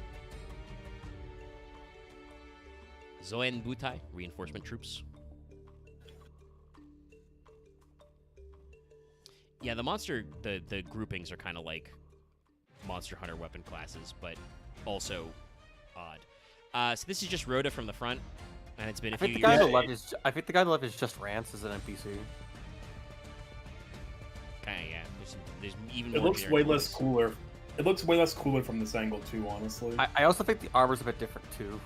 I think the armors are similar, but the coloring and shading style is different. But yeah, the dead-on shot of Marauding Captain's not quite as cool. His It's also before he got his face scar, I think, too. no, he's got the scar. You can see Well, it. I meant the one directly, like, on the center of his nose. There might be a little overlap because he's got like the one there and the X there. But his, I think it's fairly realistic, but it's not great looking. Like his posture, like, and they wanted to try and keep some of his original pose, so it looks a little off. But this is another continuous spell that says when attack is declared involving your warrior monster, especially summon a level 4 or lower warrior from your hand, you can use each effect once per turn. So obviously, not a proper replacement for Rhoda, but a funny reference that does, synergize. Like you can use Rhoda to search a card that you could summon off reinforcement of the army's troops. Okay, so Just let you dual swarming. I want to say Red the Weeb in the chat has posted an idea for a card I actually really like. We Rhoda for reptiles with Gagagigo. but it's That just would- Gagagigo mirroring Marauding Captain. That's hilarious. We've talked before about how, man, reptiles could use some help. They should get a Rhoda. I know Snake Rain's crazy, but those go to your graveyard, you know? I mean, yeah, but I feel like that'd be funny though. Like it's just a bunch of warrior. It's like a bunch of warrior reptiles. That would be funny. We've only got a couple cards left, which is good because it's getting later. First of all, one I added last minute, but Yeah. I remembered why it's here.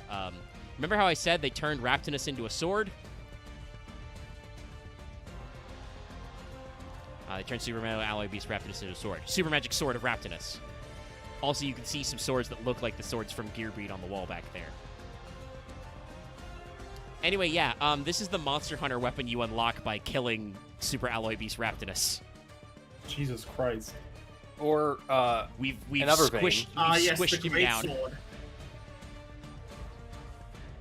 or the other vein is you do sword fusion with Raptinus and a sword, but that's an SMT thing. If you combine your sword with a very powerful thing. Fans of Monster Hunter, this looks more like a God Eater weapon than a Monster Hunter weapon. That's fair. Or It seems too magical for that.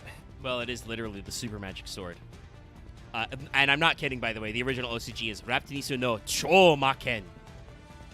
Super magic sword. This is an equip spell that says, at the start of the battle phase, you may change the equipped monster's battle position. After that effect resolves, immediately normal summon one monster. And you can only use this effect once per turn. Apply this effect based on the equipped monster's battle position. Attack, your opponent can't target it with card effects. Defense, can't be destroyed by battle.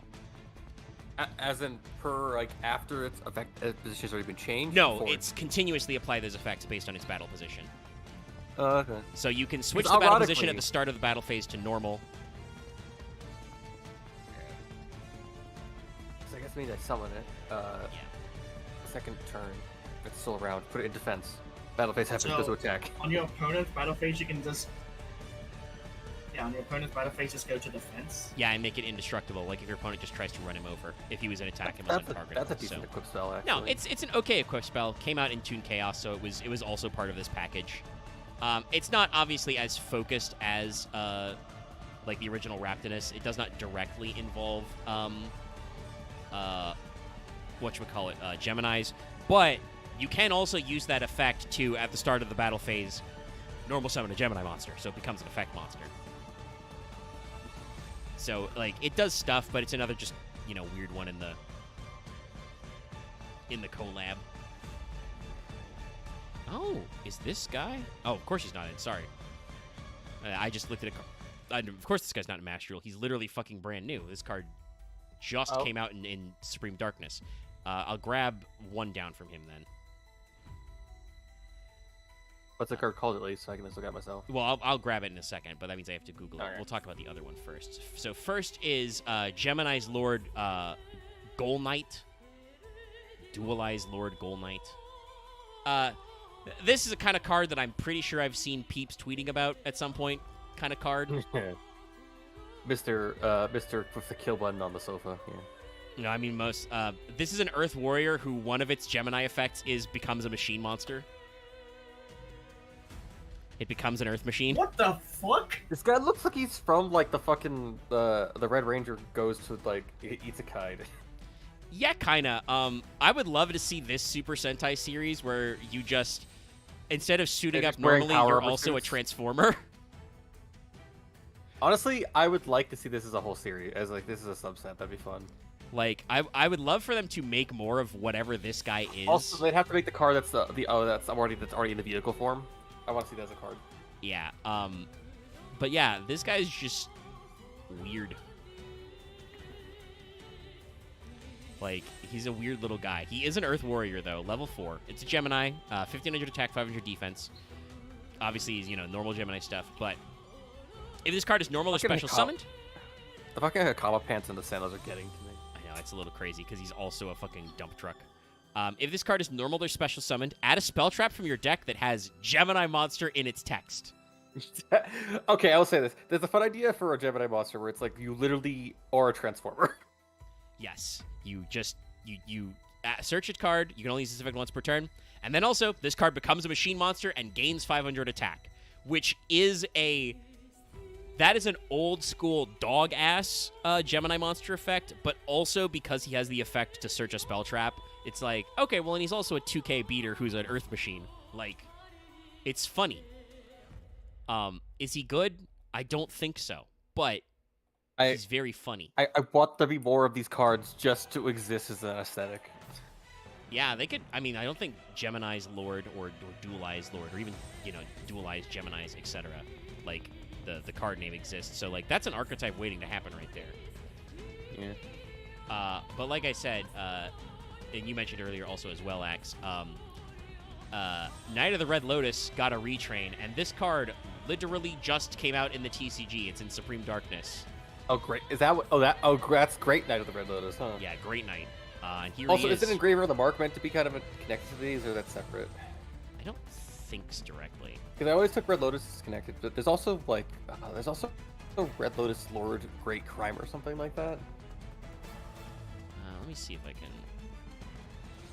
There's also a pointer to the Red Lotus. Yeah, let me see if I can find a list of No, the wiki doesn't have Red Lotus as like a listed thing because nothing like searches it. So I guess there's just it's just the word in Japanese guren, which they like. They like that word in Japanese. Okay. So anyway, this is Grand Knight of the Red Lotus. He's a big bonkules. His legs look fucked. Yeah, his legs are a little too skinny. Actually, wait, no, it's just a lot. Not as bad. It's just a lot. It's just the energy effects block. Oh yeah, out the energy's making his leg look a little transparent. That's a little weird, yeah. But he's still got his super edgy sword. He's still got his armor. He's like a weird little guy. It's just another Red Lotus, but like a slightly different pose, and I think a little bigger. This card though is I would. There we go. OBS Studio says it's reconnected. Sorry about that.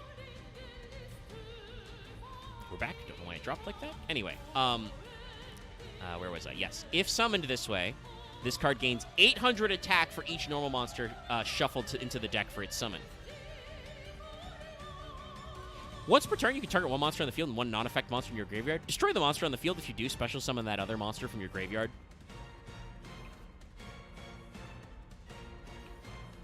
So, like, we're trying, right? Like, they're trying to make this good. This guy says shuffle back 3 non-effects. Gains 8 for each normal. Damn. Hand or grave. Yeah, I don't have much stack. Sorry, Axe, you sound a little distant. What'd you say? Would the Gemini's count? Yes, they are count as normal monsters in graveyard. Yeah. That's kind of the point. But also, it does work for non-effect monsters. So, it does a few things. But yeah, and then it also lets you summon back non-effect monsters. So, yeah, no. Just a big fucking guy. Pop, summon back a Good for non-effect. Geminis, or also just normal monsters. Yeah, I don't think this guy's making the cut in any weird Primite engine shit yet, but there's room for him in there. For just normal monster support. Yeah, I mean, if you have the space and you're building enough, it's pretty good. Yeah, because like ideally you somehow bin 3 normals or normals or Geminis, which count as normals, and you shuffle back 3, so he gets what, more than double his attack? Because that would be 2 is 16, and then it's 22. Yeah, so more than double his attack if you shuffle 3. It's crazy huge. And then also, if you still have guys in grave, he's a pop too. Cool. Well, a monster pop, but you know what I mean. Like,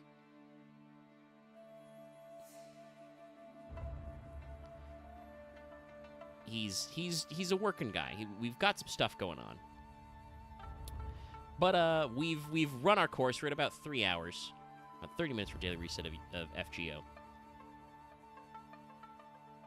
So we're gonna get on out of here. That was the bones of Fire Warrior.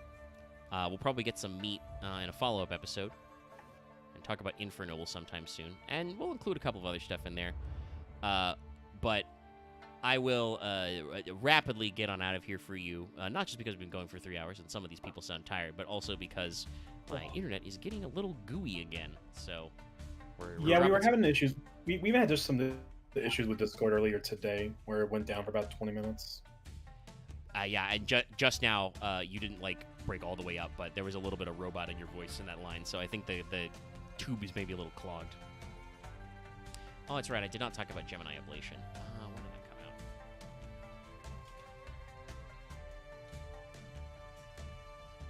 That does have Gear Freed on it. It is a effective trap card.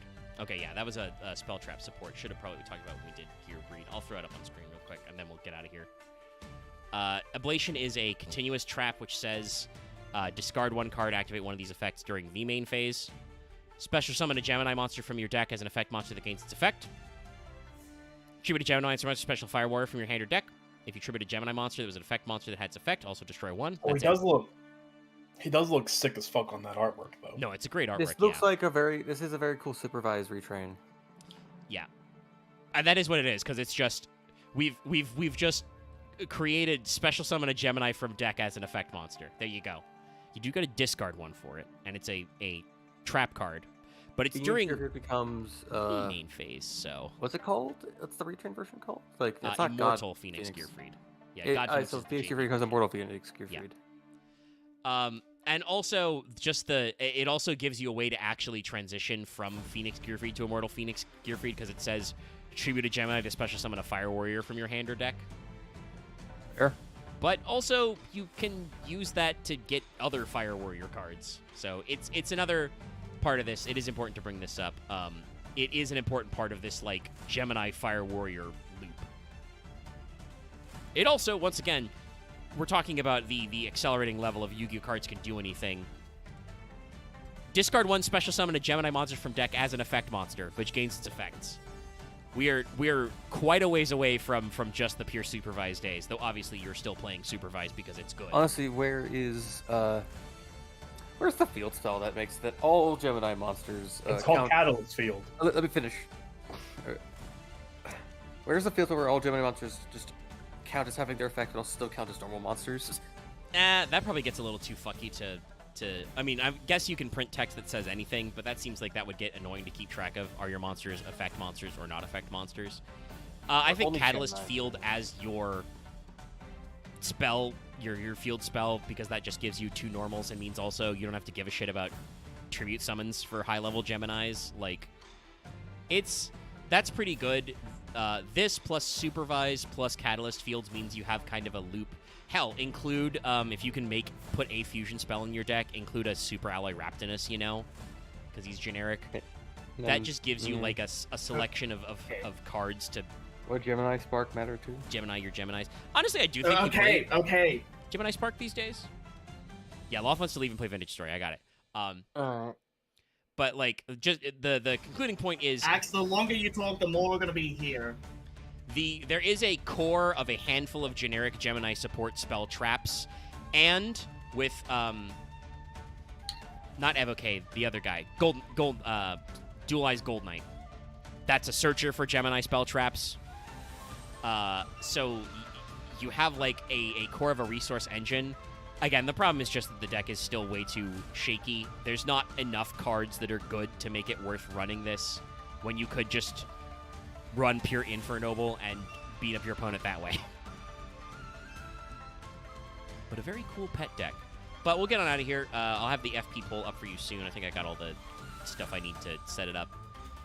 Thanks, everybody, for tuning in. We'll probably be back to FF14 tomorrow to run the Valentine's event. Everybody keep your eyes peeled for the Levelier family cameo. And I'll see you guys later. Like, comment, subscribe. Whoa. Bye.